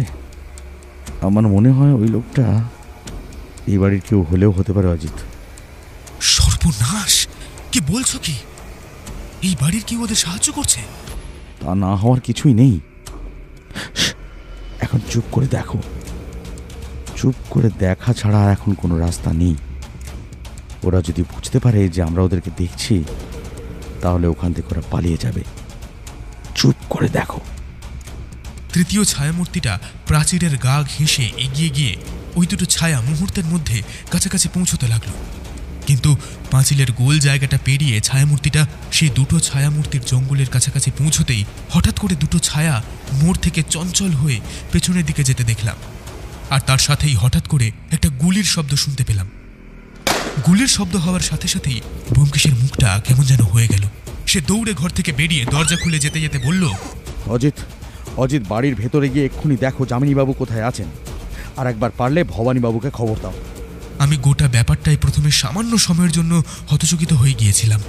ব্যোমকেশ বাইরে বেরিয়ে ব্যালকনি বেয়ে সিঁড়ি দিয়ে নেমে যখন বাড়ির ভেতরে উঠোনের মধ্যে দিয়ে দৌড়ে যাচ্ছে, তখন হঠাৎ আমার মনে পড়ল ব্যোমকেশ কি রিভলভারটা সঙ্গে নিয়ে গেছে। আমি সিঁড়ি দিয়ে নেমে যামিনীবাবুর ঘরে গিয়ে দেখলাম যামিনীবাবু বিছানার উপর উঠে বসে চেঁচামেচি শুরু করেছেন। একটু পরেই ভবানীবাবু পাশের ঘর থেকে বেরিয়ে এলেন এবং আরও এক ভদ্রমহিলা বেরিয়ে এলেন। যত দূর সম্ভব উনি যামিনীবাবুর স্ত্রী। বাড়িতে দুজন কাজের লোক সবসময় থাকত, সে কথা পরে আমরা জেনেছিলাম। তারা বেরিয়ে এসেছিল, কিন্তু একজনকেই আমি দেখতে পেলাম না, আর সেটা হলো যামিনী রায়ের ছেলে। যদিও এখানে আসার পর তাকে আমরা একবারও দেখিনি, শুধু কাল রাত্রে তার বাঁশির শব্দ শুনেছিলাম। কিন্তু এত কিছু হওয়া, তাছাড়া গুলির শব্দ, এর পরেও সে নিজের ঘর থেকে বেরিয়ে আসেনি, এটা দেখে কেমন যেন অবাক লাগলো। কি হয়েছে? গুলির শব্দ শুনতে পেলাম বলে মনে হলো। হ্যাঁ, বাড়ির পেছনের দিকে দুটো ছায়ামূর্তিকে আমরা দেখতে পেয়েছি। আরও একটা ছায়ামূর্তি সেদিকেই এগিয়ে যাচ্ছে, সেটাও দেখেছি। তবে আর তারপরেই এই গুলির শব্দ। ব্যোমকেশ গেছে ব্যাপারটা দেখতে। আপনারা একটু শান্ত হন। সে কি গুলির শব্দ? এই কাল বাড়িতে চোর এসেছিল, আবার আজ গুলির শব্দ। এসব এসব কি হচ্ছে বলো তো? আর আমার ছেলে কোথায়? এই কথায় ভবানীবাবু বললেন, আপনারা ব্যস্ত হবেন না, আপনারা এখানে বসুন, আমি এক্ষুনি দেখে আসছি ছোটবাবু ঘরে আছেন নাকি। সবাইকে একটা ঘরে বসিয়ে দিয়ে আমরা বাইরে এলাম। ভবানীবাবু উপরের দিকে চলে গেল। ছোটবাবু অর্থাৎ জয়ন্ত রায়কে দেখতে গেলেন। আমি বাইরের দিকে বেরিয়ে দেখতে পেলাম বাইরের বড় গেটটা খোলা। বোধহয় দারোয়ানও ব্যোমকেশের সাথে গেছে। সেই দিকে দাঁড়িয়ে তাকিয়ে রয়েছি আর ভেবে চলেছি। এমন সময় ভবানীবাবু হন্তদন্ত হয়ে ছুটে এসে বললেন, ছোটবাবু ঘরে নেই, ছোটবাবু ঘরে নেই। হ্যাঁ, কিন্তু এত রাতেও কোথায় যাবে?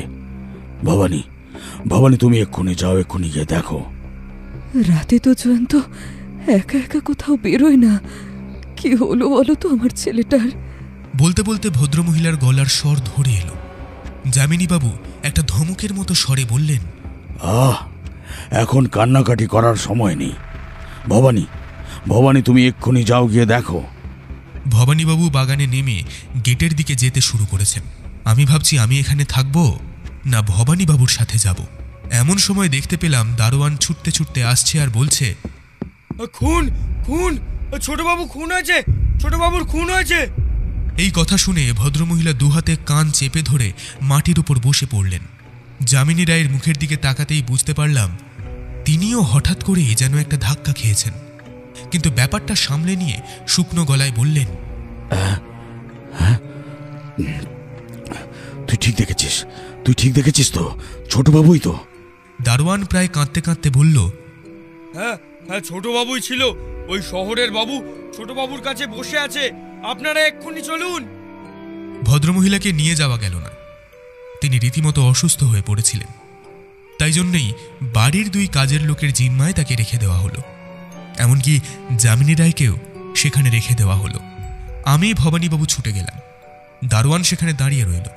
আমরা যেতেই ভবানীবাবু বললেন, কিন্তু ছোটবাবু হঠাৎ বাড়ির বাইরে গেলেন কি করে? আর তাছাড়া তার উপর গুলি চালাবেই বাকি। আমি আর ব্যোমকেশ জানলা থেকে বাড়ির পেছনের দিকে দুজনকে দাঁড়িয়ে থাকতে দেখেছিলাম। আমার মনে হয় তাদের মধ্যে কেউ একটা গুলি চালিয়েছে। আর তোমাদের ছোটবাবু মানে জয়ন্ত রায় হয়তো তাদের দেখার জন্যই সেখানে গিয়েছিলেন।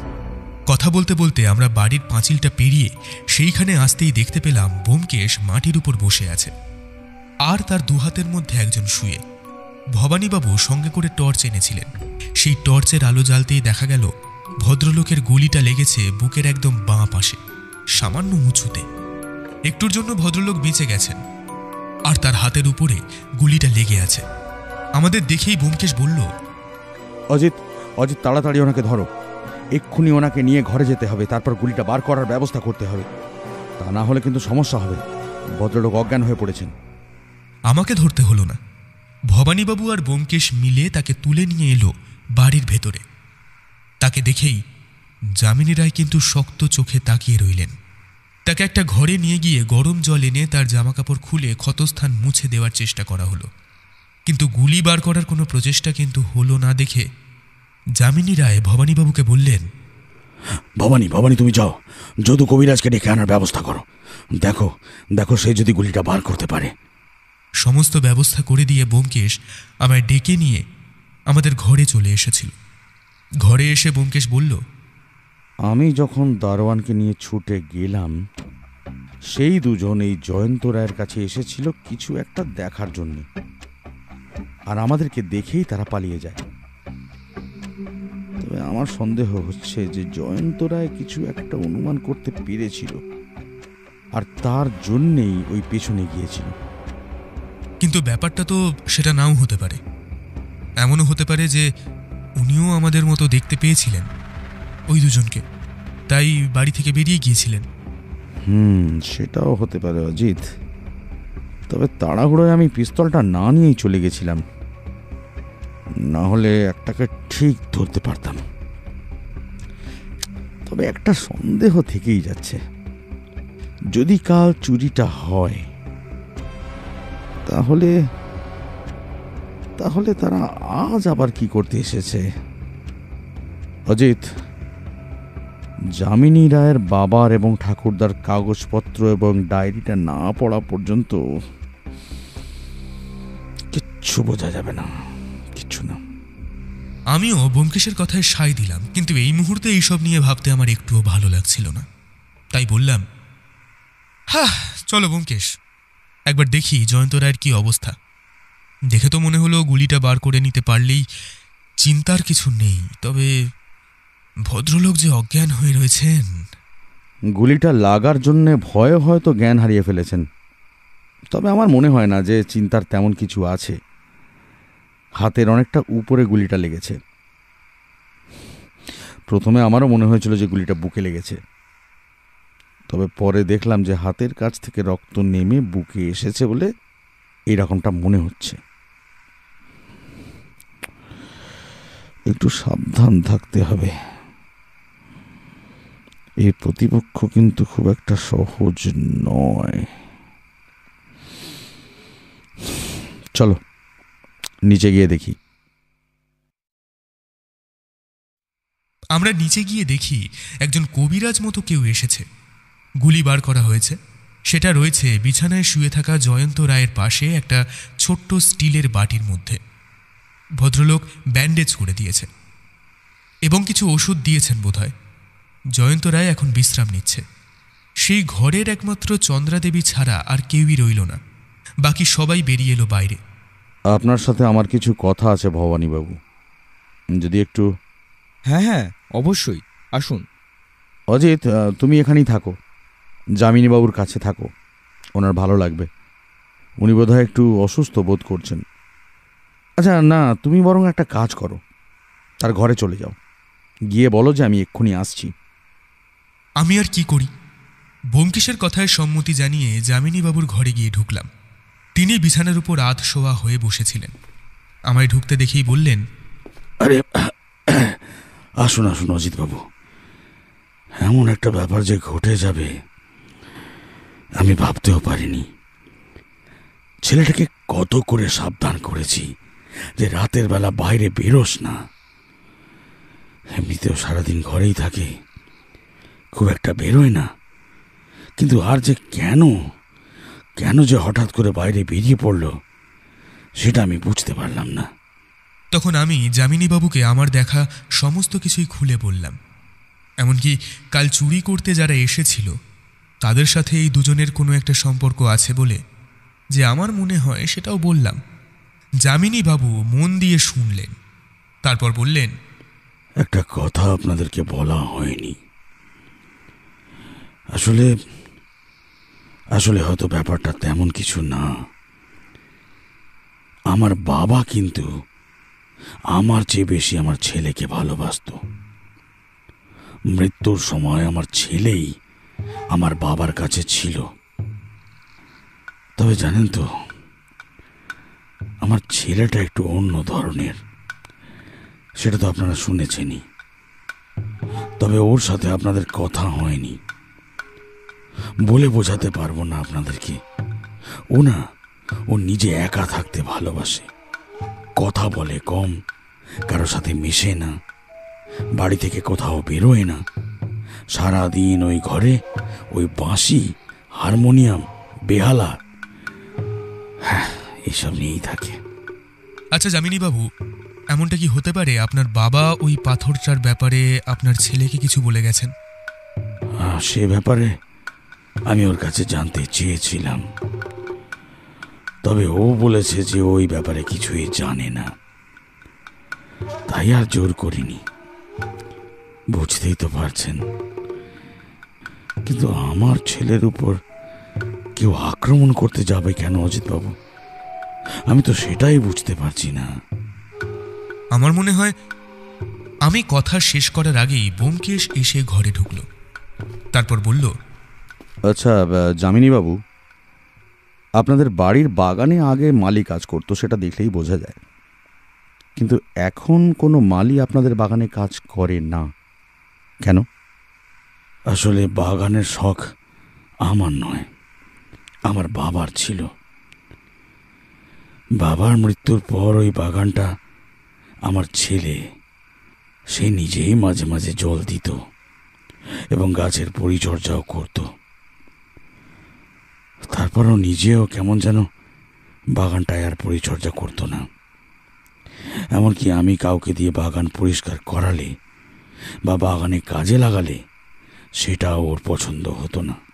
ব্যোমকেশ কি যেন ভাবতে লাগলো, তারপর বলল, আপনাদের বাড়িতে এমন কোনো জায়গা আছে কি যেটা আপনারা ব্যবহার করেন না, কিংবা এমন কোনো গুপ্ত ঘর যেখানে কোনো কিছু লুকিয়ে রাখা যেতে পারে?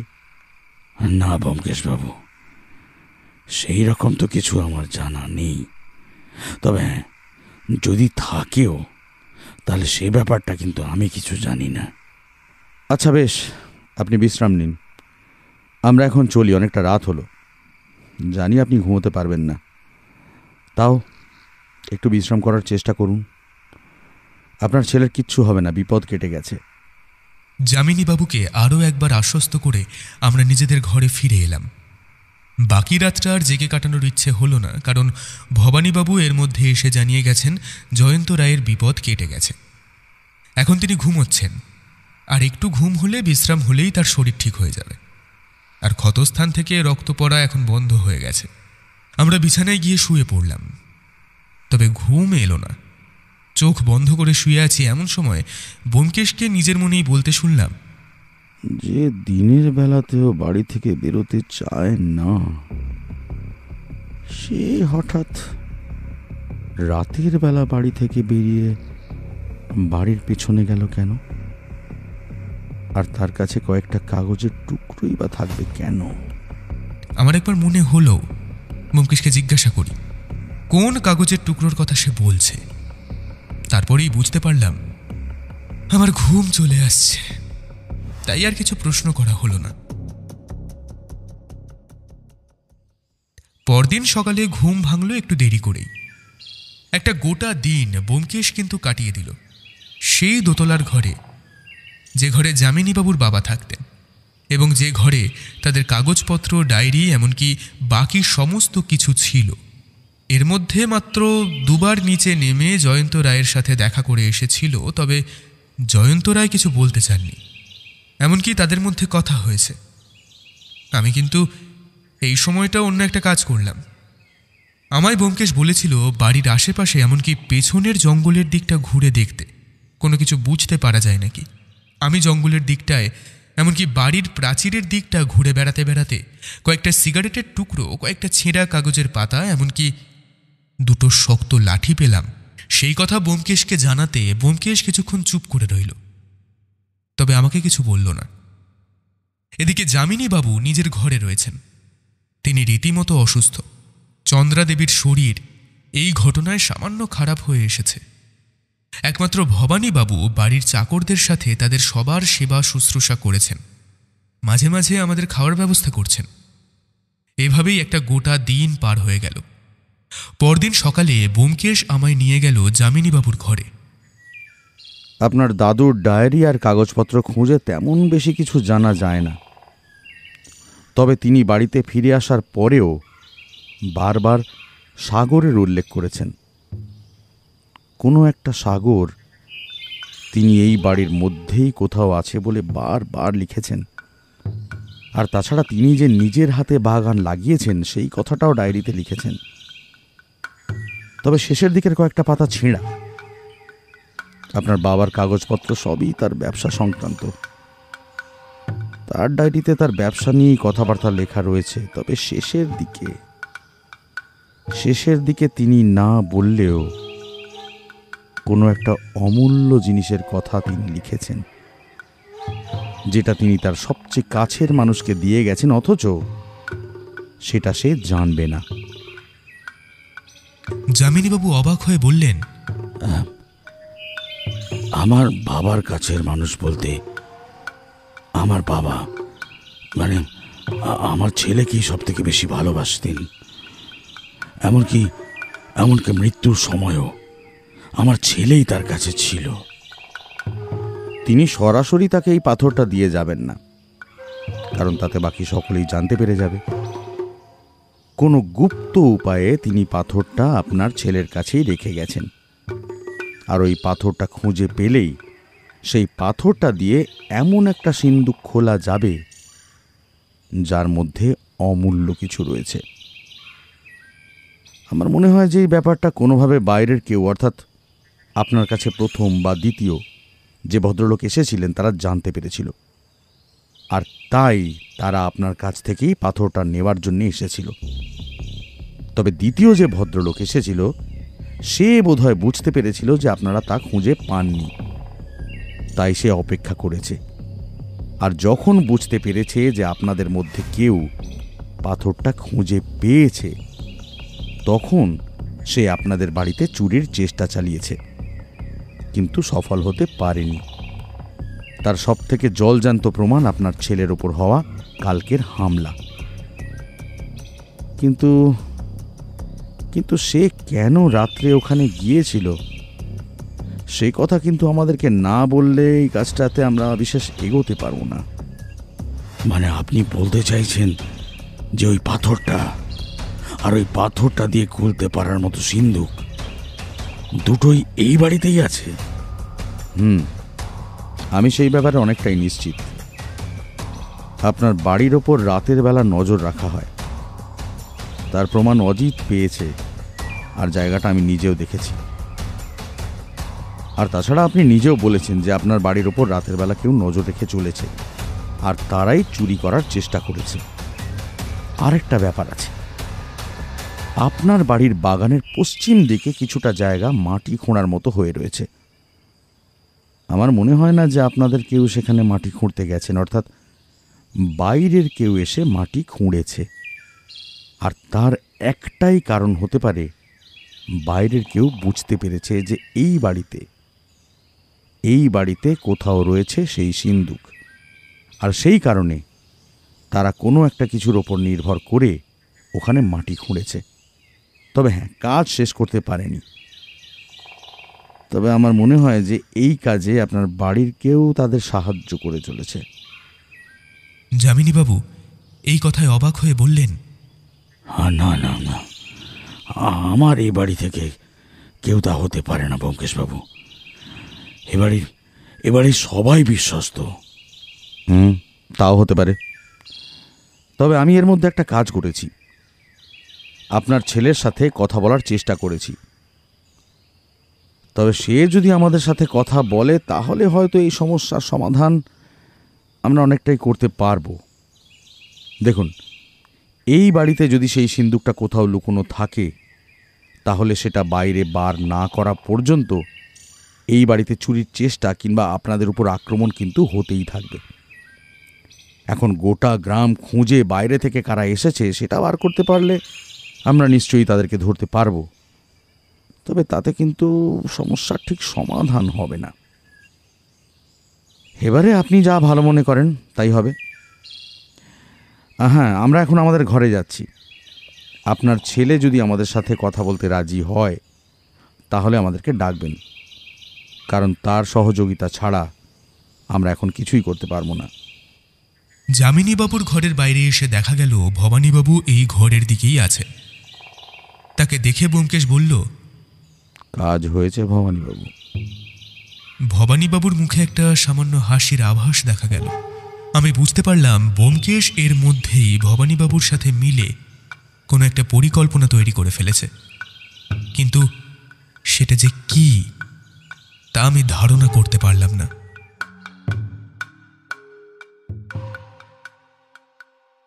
বিকেলের দিকে ব্যোমকেশ আমায় রেখে কোথায় যেন বেরিয়ে গেল। আমায় বলে গেল বাড়ির চারপাশে নজর রাখতে।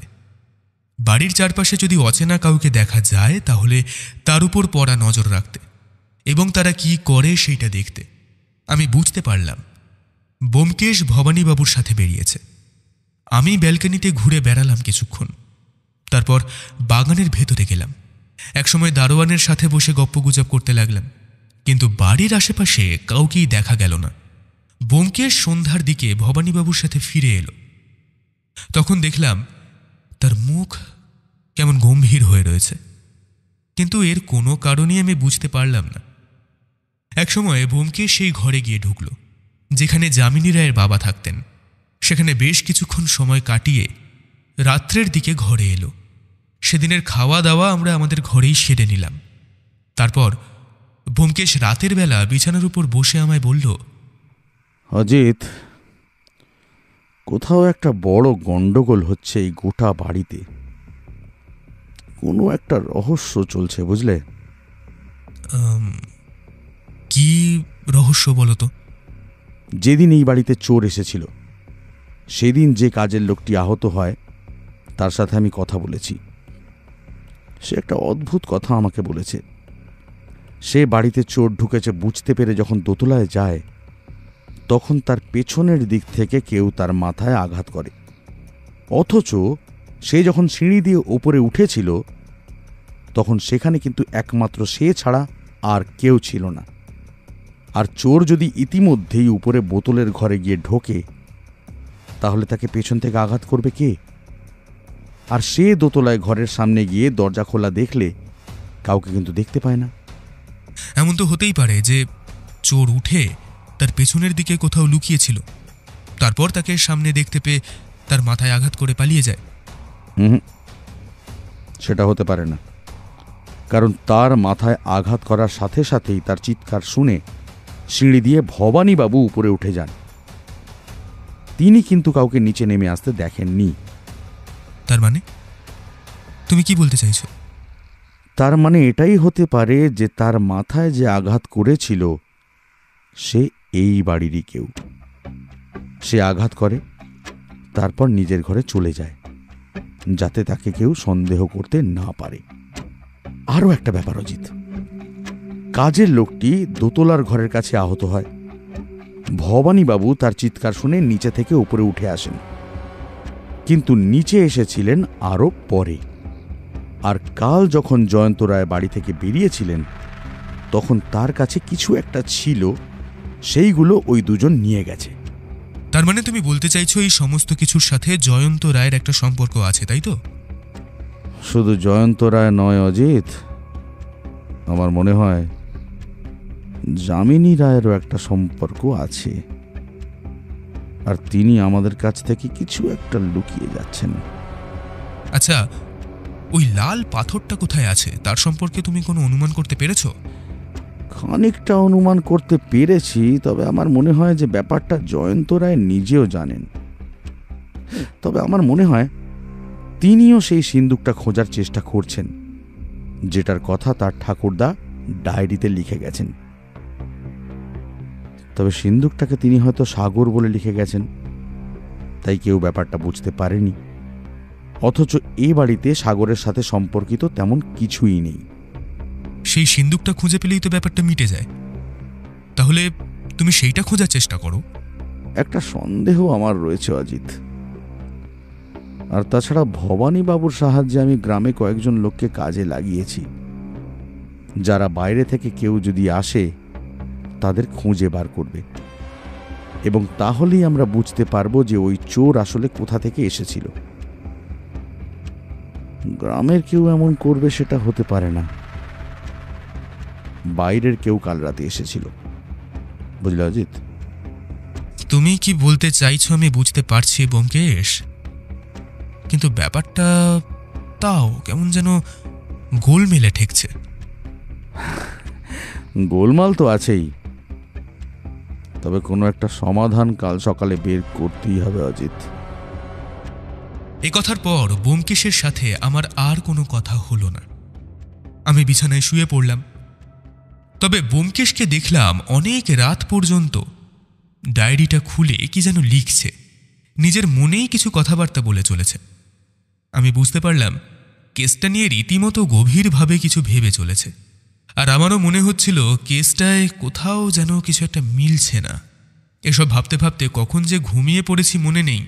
পরদিন সকালে ব্যোমকেশ আমায় ডেকে তুলল, তারপর বলল, চলো তো অজিত, একবার জয়ন্ত রায়ের সাথে কথা বলার চেষ্টা করে দেখি। কিন্তু উনি তো কোনো কথা বলতে চাইছেনই না। একবার চেষ্টা করতেই হবে। আমার মনে হচ্ছে যে ওনার সঙ্গে কথা বললেই সমাধান বেরিয়ে আসবে। চলো। আমরা যখন জয়ন্ত রায়ের ঘরে পৌঁছালাম তখন তিনি বিছানায় শুয়ে আছেন।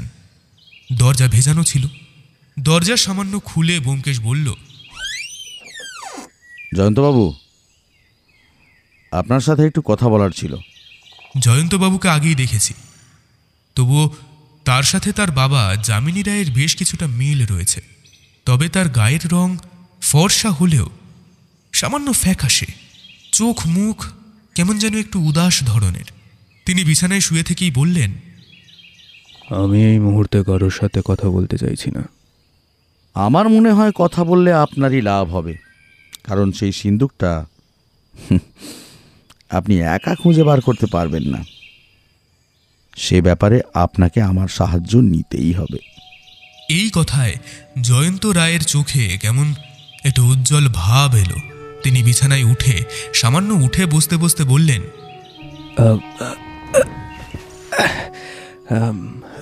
ভেতরে আসুন, ভেতরে আসুন। আমরা ভেতরে ঢুকতেই জয়ন্ত রায় বললেন, দরজাটা বন্ধ করে দিন। আমি দরজা বন্ধ করে দিতেই ব্যোমকেশ আর আমি জয়ন্ত রায়ের বিছানার এক পাশে বসলাম। জয়ন্ত রায় বেশ কিছুক্ষণ আমাদের দিকে তাকিয়ে থেকে বললেন, বলুন, কি জানতে চান?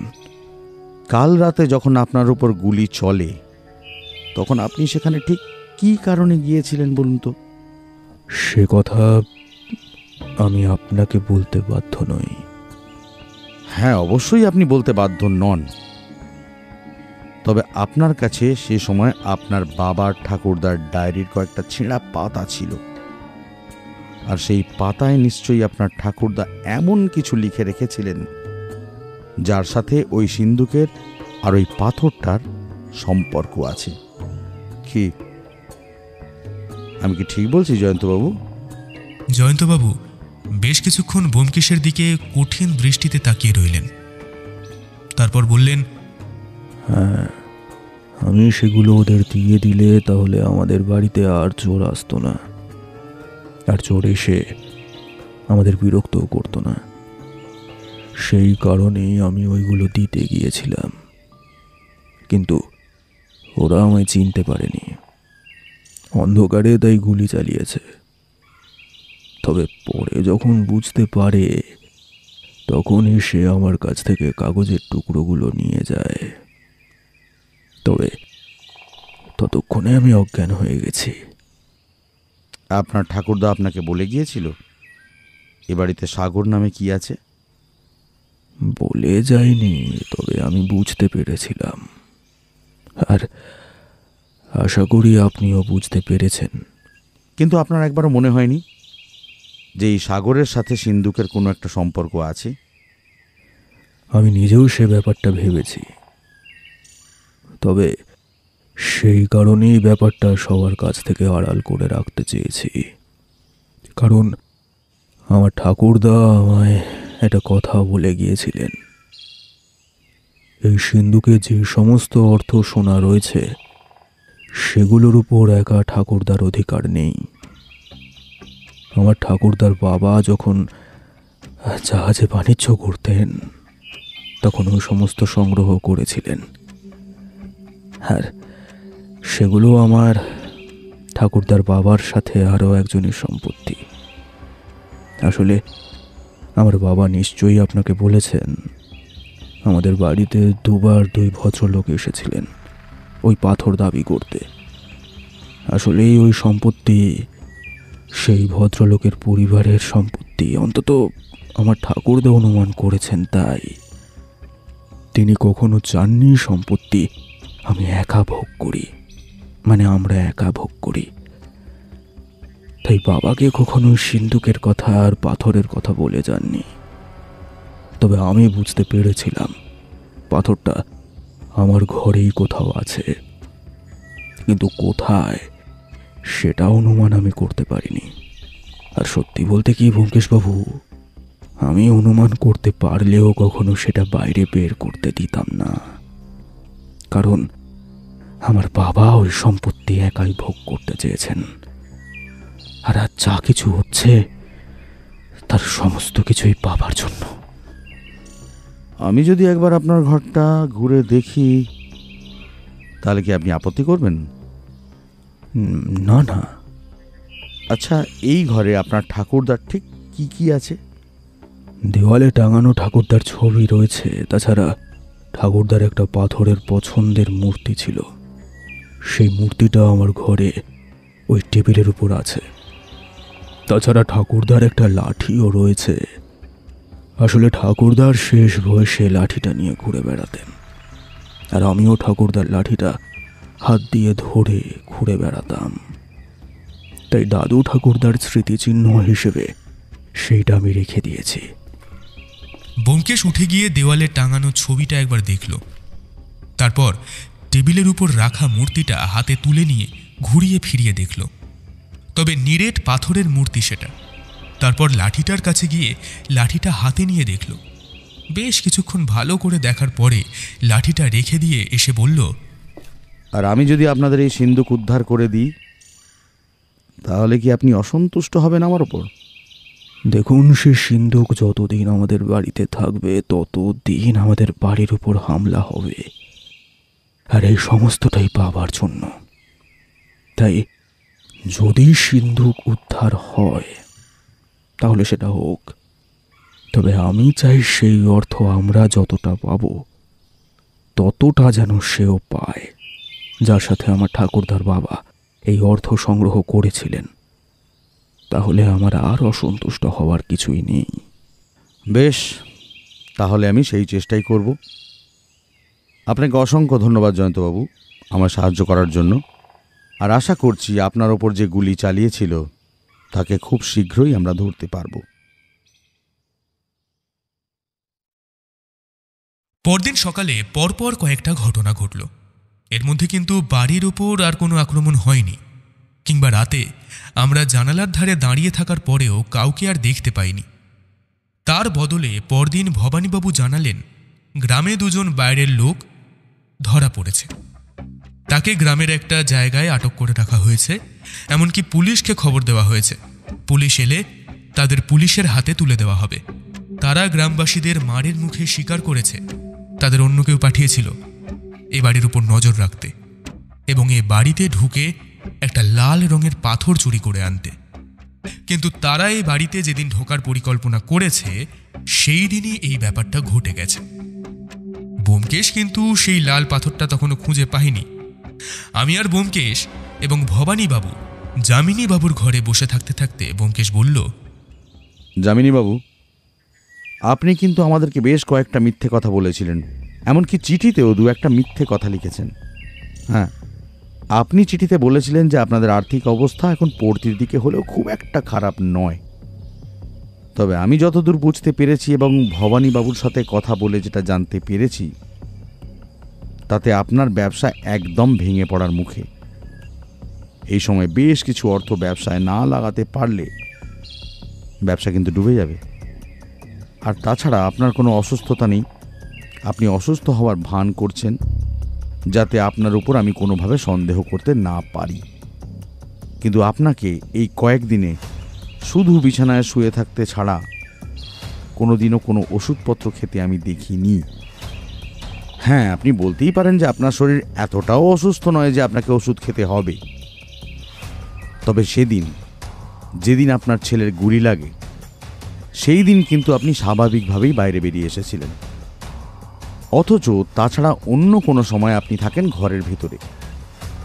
এছাড়াও আপনি বলেছেন যে ওই লাল পাথরের ব্যাপারে, এমনকি ওই সিন্দুকের ব্যাপারে আপনি নাকি তেমন কিছুই জানেন না, অথচ আপনি সবই জানেন বলেই আমার মনে হয়।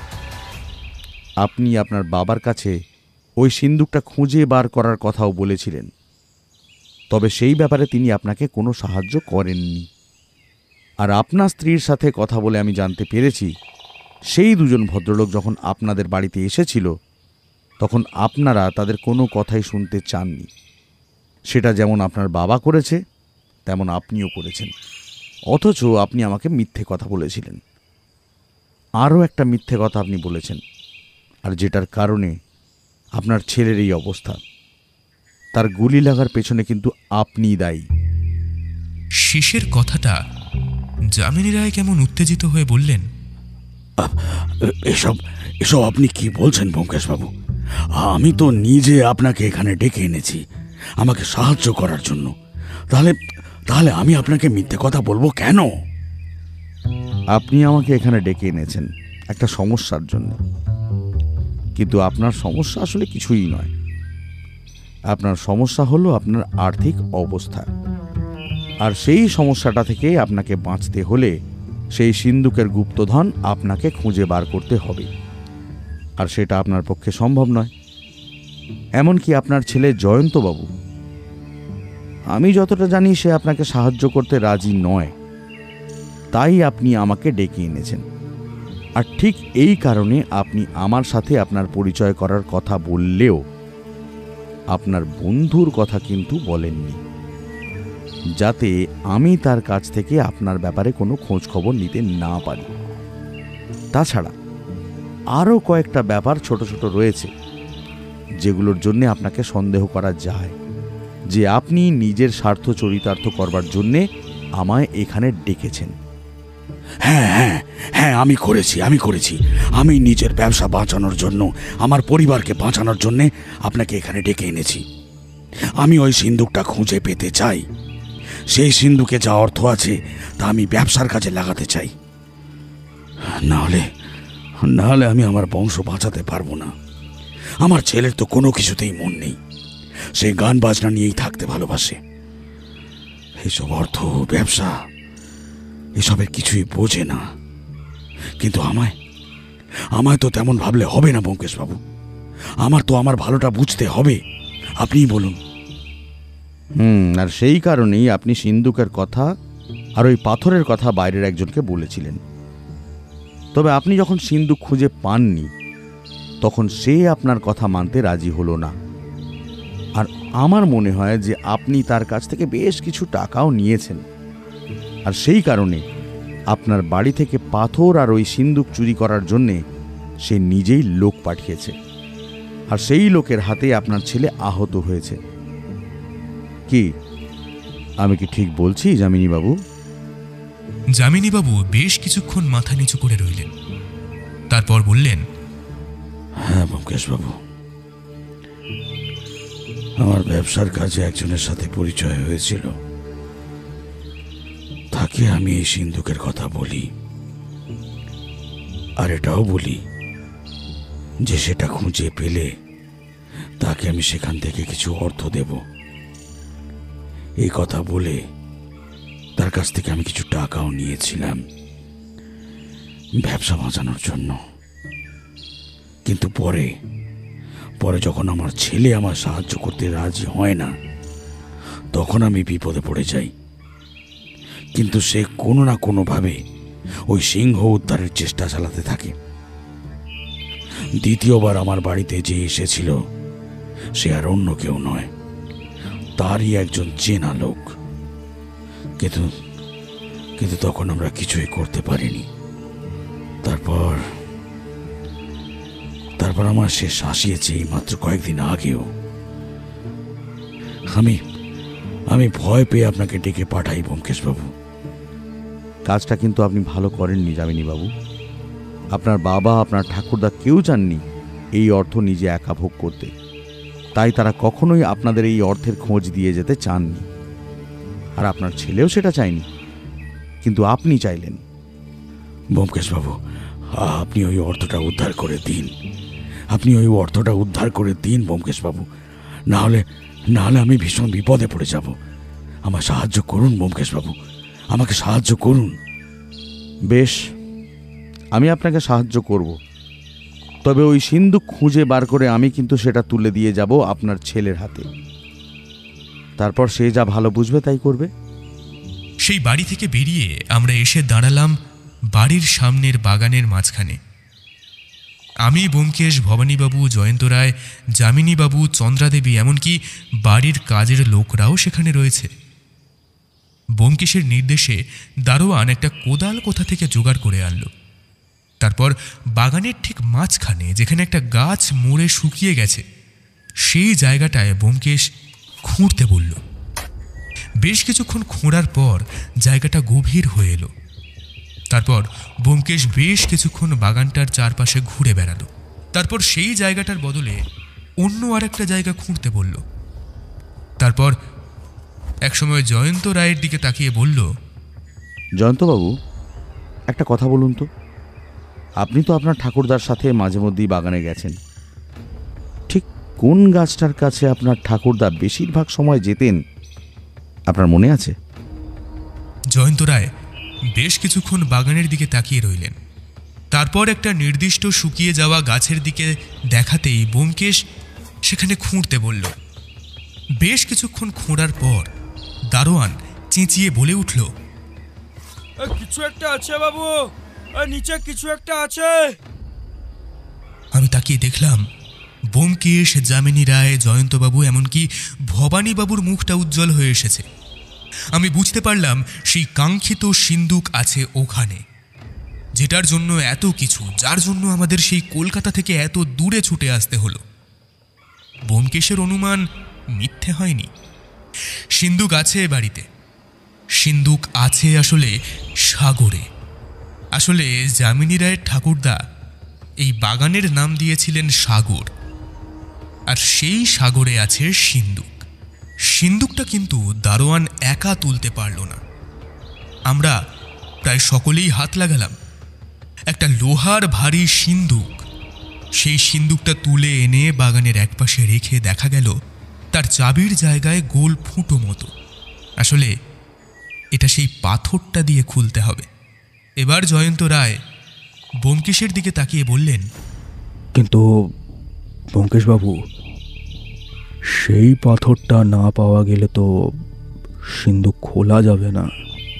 ব্যোমকেশের মুখে আরও একটা হাসি ফুটে উঠল। ব্যোমকেশ তার পাঞ্জাবির পকেটে হাত ঢুকিয়ে একটা লাল রঙের গোল বড় পাথর বার করে আনল। সেটা দেখে কিন্তু আমরা সবাই অবাক হয়ে গেলাম। জয়ন্ত রায় প্রায় চিৎকার করে বলে উঠল, এ কি, এটা আপনি কোথায় পেলেন ব্যোমকেশবাবু? আপনার ঘরে আপনার দাদুর রেখে যাওয়া শেষ স্মৃতিচিহ্নতে। জয়ন্ত রায় কিছুক্ষণ সরু চোখে ব্যোমকেশের দিকে তাকিয়ে রইল। তারপর হঠাৎ তার চোখ স্বাভাবিক হয়ে এলো, তার মুখে একটা হাসি ফুটে উঠল। সেই হাসির অর্থ আমি কিছুই বুঝতে পারলাম না, কারণ ব্যোমকেশের হাত থেকে পাথরটা নিয়ে ভবানীবাবু ততক্ষণে সেই সিন্দুকের চাবির জায়গাটায় ঢুকিয়ে নাড়াচাড়া করতে একটা খট করে শব্দ হলো। তারপর সিন্দুকের ডালা খুলতে যেতেই ব্যোমকেশ বলে উঠল, সাবধান ভবানীবাবু, দেখুন পুরনো দিনের সিন্দুক। আর তাছাড়া সিন্দুকটাকে এইভাবে যখন এখানে লুকিয়ে রাখা হয়েছে, তখন এর মধ্যে কোনো একটা বিপদ থাকতেই পারে। ব্যোমকেশের কথায় ভবানীবাবু সামান্য কিছুটা পিছিয়ে এসে সিন্দুকের ডালাটা ধরে একটা টান দিতেই সিন্দুকটা খুলে গেল। কিন্তু সিন্দুকের ভেতরে রোদের আলোয় জ্বলজ্বল করার সোনার রূপোর মধ্যে ওটা কি? একটা লম্বা কালো রঙের সাপের হাড় সিন্দুকের মধ্যে পড়ে আছে। বেশ বোঝা যায় সাপটাকে সিন্দুকের মধ্যে রাখা হয়েছিল অনেক বছর আগে। সেটা এখন মরে হাড়ের মতো হয়ে গেছে। সিন্দুকের সোনাদানাগুলোর উপরে যেন কুণ্ডলি পাকিয়ে বসে আছে এখন। যামিনীবাবু ব্যোমকেশের একটা হাত জড়ো করে ধরে বললেন, ব্যোমকেশবাবু, ব্যোমকেশবাবু, আমি আমি আমি অনেক অন্যায় করেছি, কিন্তু যা করেছি বিশ্বাস করুন সব কিছুই অর্থের জন্য করেছি। এই অর্থ আমার ব্যবসার কাজে লাগালে আমি বাঁচতে পারবো, না হলে আমি ডুবে যাব। ব্যোমকেশবাবু, আমাকে আমাকে ক্ষমা করে দিন ব্যোমকেশবাবু, ক্ষমা করে দিন। ক্ষমা? ক্ষমাটা আমার কাছে না চেয়ে ক্ষমা আপনার ছেলের কাছে চান। সে যদি আপনাকে ক্ষমা করে তাহলেই আপনি এই অর্থ নিতে পারবেন। আর আমার মনে হয় এই অর্থের আরও একজন যে দাবিদার রয়েছে, তার কাছে এই অর্থের ভাগ পৌঁছে দেওয়ার ব্যবস্থা জয়ন্ত রায় নিজেই করবেন। জয়ন্তবাবু বেশ কিছুক্ষণ মাথা নিচু করে দাঁড়িয়ে রইল। যামিনী রায় তার কাছে গিয়ে বললেন, আমায় আমায় ক্ষমা করে দে। আমি যা করেছি আমাদের ভালোর জন্য করেছি, তবে তা করতে গিয়ে তোর সাথে হয়তো অন্যায় করে বসেছি। আমায় মাফ করে দে বাবা, আমায় মাফ করে দে। জয়ন্ত রায় বেশ কিছুক্ষণ মাথা নিচু করে রইল। তারপর মাথা তুলল। তার চোখের কোণে জল দেখা দিল। সে কাঁপা স্বরে বলল, ভুল আমারও হয়েছে। নিজেকে নিয়ে একা একা থাকার বদলে আমার উচিত ছিল তোমার ব্যবসার কাজে তোমাকে সাহায্য করা। তাহলে আর তুমি এত কিছু করতে না। আমারও ভুল হয়েছে বাবা, আমায় ক্ষমা করে দাও। আজ থেকে তুমি তুমি যেভাবে বলবে আমি সেভাবেই সব করব। জয়ন্তবাবু, আপনি নিজেও কিন্তু একটা ভুল করেছিলেন। সেদিন রাতে আপনাদের বাড়ির কাজের লোকের মাথায় কিন্তু আপনি আঘাত করেছিলেন।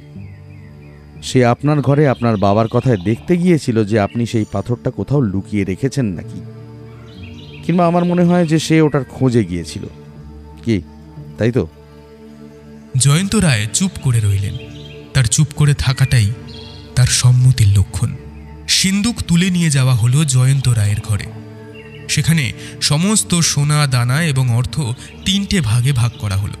এক ভাগ রইল রায় পরিবারের জন্য, অন্য ভাগ রইল সেই ব্যক্তির জন্য যার সাথে যামিনী রায়ের ঠাকুরদা এই সমস্ত সম্পত্তি অর্জন করেছিলেন, আর এক ভাগ রইল গ্রামবাসীদের জন্য। তবে শেষের ভাগের কথা কিন্তু চন্দ্রাদেবী নিজেই বললেন। আসার সময় শুনেছিলাম আপনার কথা, যে আপনার বাড়ি থেকে কেউ নাকি অভুক্ত অবস্থায় ফিরে যায় না। আপনি সবাইকে নিজের ছেলের মতোই যত্ন করেন। আর আজ এই গুপ্তধন পাওয়ার পরেও আপনি যখন গ্রামবাসীদের জন্য এর একটা ভাগ রেখে দিলেন, তখন বুঝতে পারলাম যে তাদের কথাই সত্যি।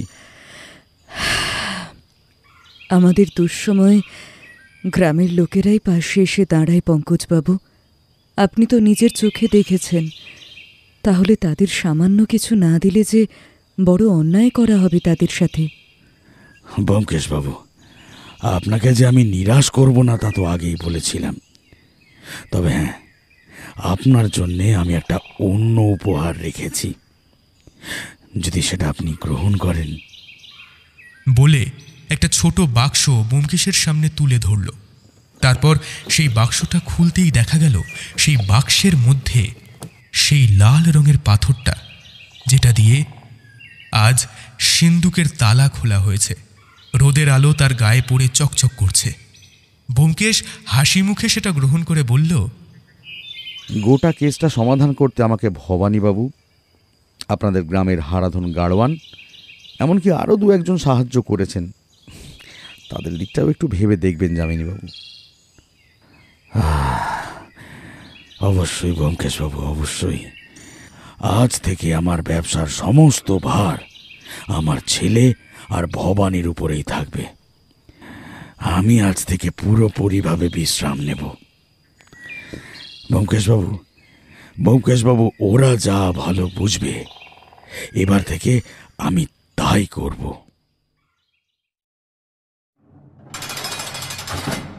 রায়বাড়ি থেকে বেরিয়ে আসার জন্য গেটের কাছে এসেছি। দারোয়ান আমাদের বলল, কি খেল দেখালেন বাবু, গুপ্তধন উদ্ধার করে দিলেন, আর সেই চরগুলো ধরা পড়ল। আপনাদের জবাব নেই বাবু। একটু দাঁড়িয়ে যান, আমি হারাধনকে ডেকে আনি, আপনাদের নদীর ঘাটে পৌঁছে দেবে। হারাধনের সেই গরুর গাড়িতে করে আমরা নদীর ঘাটে পৌঁছালাম। হারাধন পথে আস্তে আস্তে আমায় বলল, ব্যোমকেশ নাকি তার বাড়িতে গিয়েছিল। আসলে সেই দুটো লোককে ধরার জন্য ব্যোমকেশ হারাধনের সাহায্য নিয়েছিল। নদীর ঘাটে হারাধন আমাদের ছেড়ে দিয়ে যখন ফিরে এলো, তখন ব্যোমকেশকে একটা প্রশ্ন করলাম।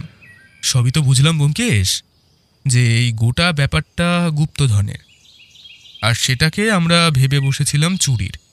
তবে একটা প্রশ্ন আমার মনে যে থেকেই যাচ্ছে, তুমি ওই লাল রঙের কথাটা কোথায় পেলে? ব্যোমকেশ হাসতে হাসতে বলল, এই পাথরটা পাওয়ার ঘটনাটা না বড় অদ্ভুত অজিত। সেদিন যখন জয়ন্ত রায়ের ঘরে তার ঠাকুরদার লাঠিটা হাতে নিয়ে সামান্য ঘুরিয়ে দেখছি, হঠাৎ দেখি তলার দিকে একটা জায়গায় মট করে একটা শব্দ হলো। আমি বুঝতে পারলাম যে তলার দিকে আসলে একটা পেঁচ রয়েছে। তখন তোমাদের দিক থেকে সামান্য ঘুরে জানলার কাছে এসে পেঁচটা খুলতেই বুঝতে পারলাম ভেতরে সামান্য কিছুটা জায়গা ফাঁকা, আর সেটা উপর করতেই পাথরটা আমার হাতে এসে পড়ল। বাকি সমস্তটা আগেই অনুমান করেছিলাম। তবে আমার কি মনে হয় জানো, আমার মনে হয় যে সাহায্যের প্রয়োজন হতো না, যদি না জয়ন্তবাবু আর যামিনীবাবুর মধ্যে সম্পর্কটা ভালো থাকতো। একটু কষ্ট করলেই তারা সাগর মানে যে ওই বাগানের কথা বলা হয়েছে আর ওই বাগানে যে গুপ্তধন রয়েছে সেটা বুঝতেই পারতেন। শুধু শুধু যামিনীবাবু বাইরের কয়েকজনের সঙ্গে ওটা নিয়ে আলোচনা করে বসলেন, আর সেই জন্যেই চুরি আর বাড়িতে হামলা। বুঝলে অজিত, এর জন্যই বোধহয় বলে যে অন্তত কাছের মানুষগুলোর সাথে সমস্ত কিছু খুলে বলা দরকার, তাদের কাছ থেকে কোনো কিছুই আড়াল করতে নেই। কি বলো? তা না হয় বুঝলাম, কিন্তু আমাদের কিন্তু সুন্দরবন ভালোভাবে ঘোরাই তো হলো না। হ্যাঁ, বাড়ি ফিরে যাই। তারপর কিন্তু পরের বার একটা ভালো কোথাও ঘুরতে যাওয়ার প্ল্যান করতেই হবে। ব্যোমকেশ আমার দিকে তাকিয়ে একটা হাত তুলে বলল, তথাস্তু।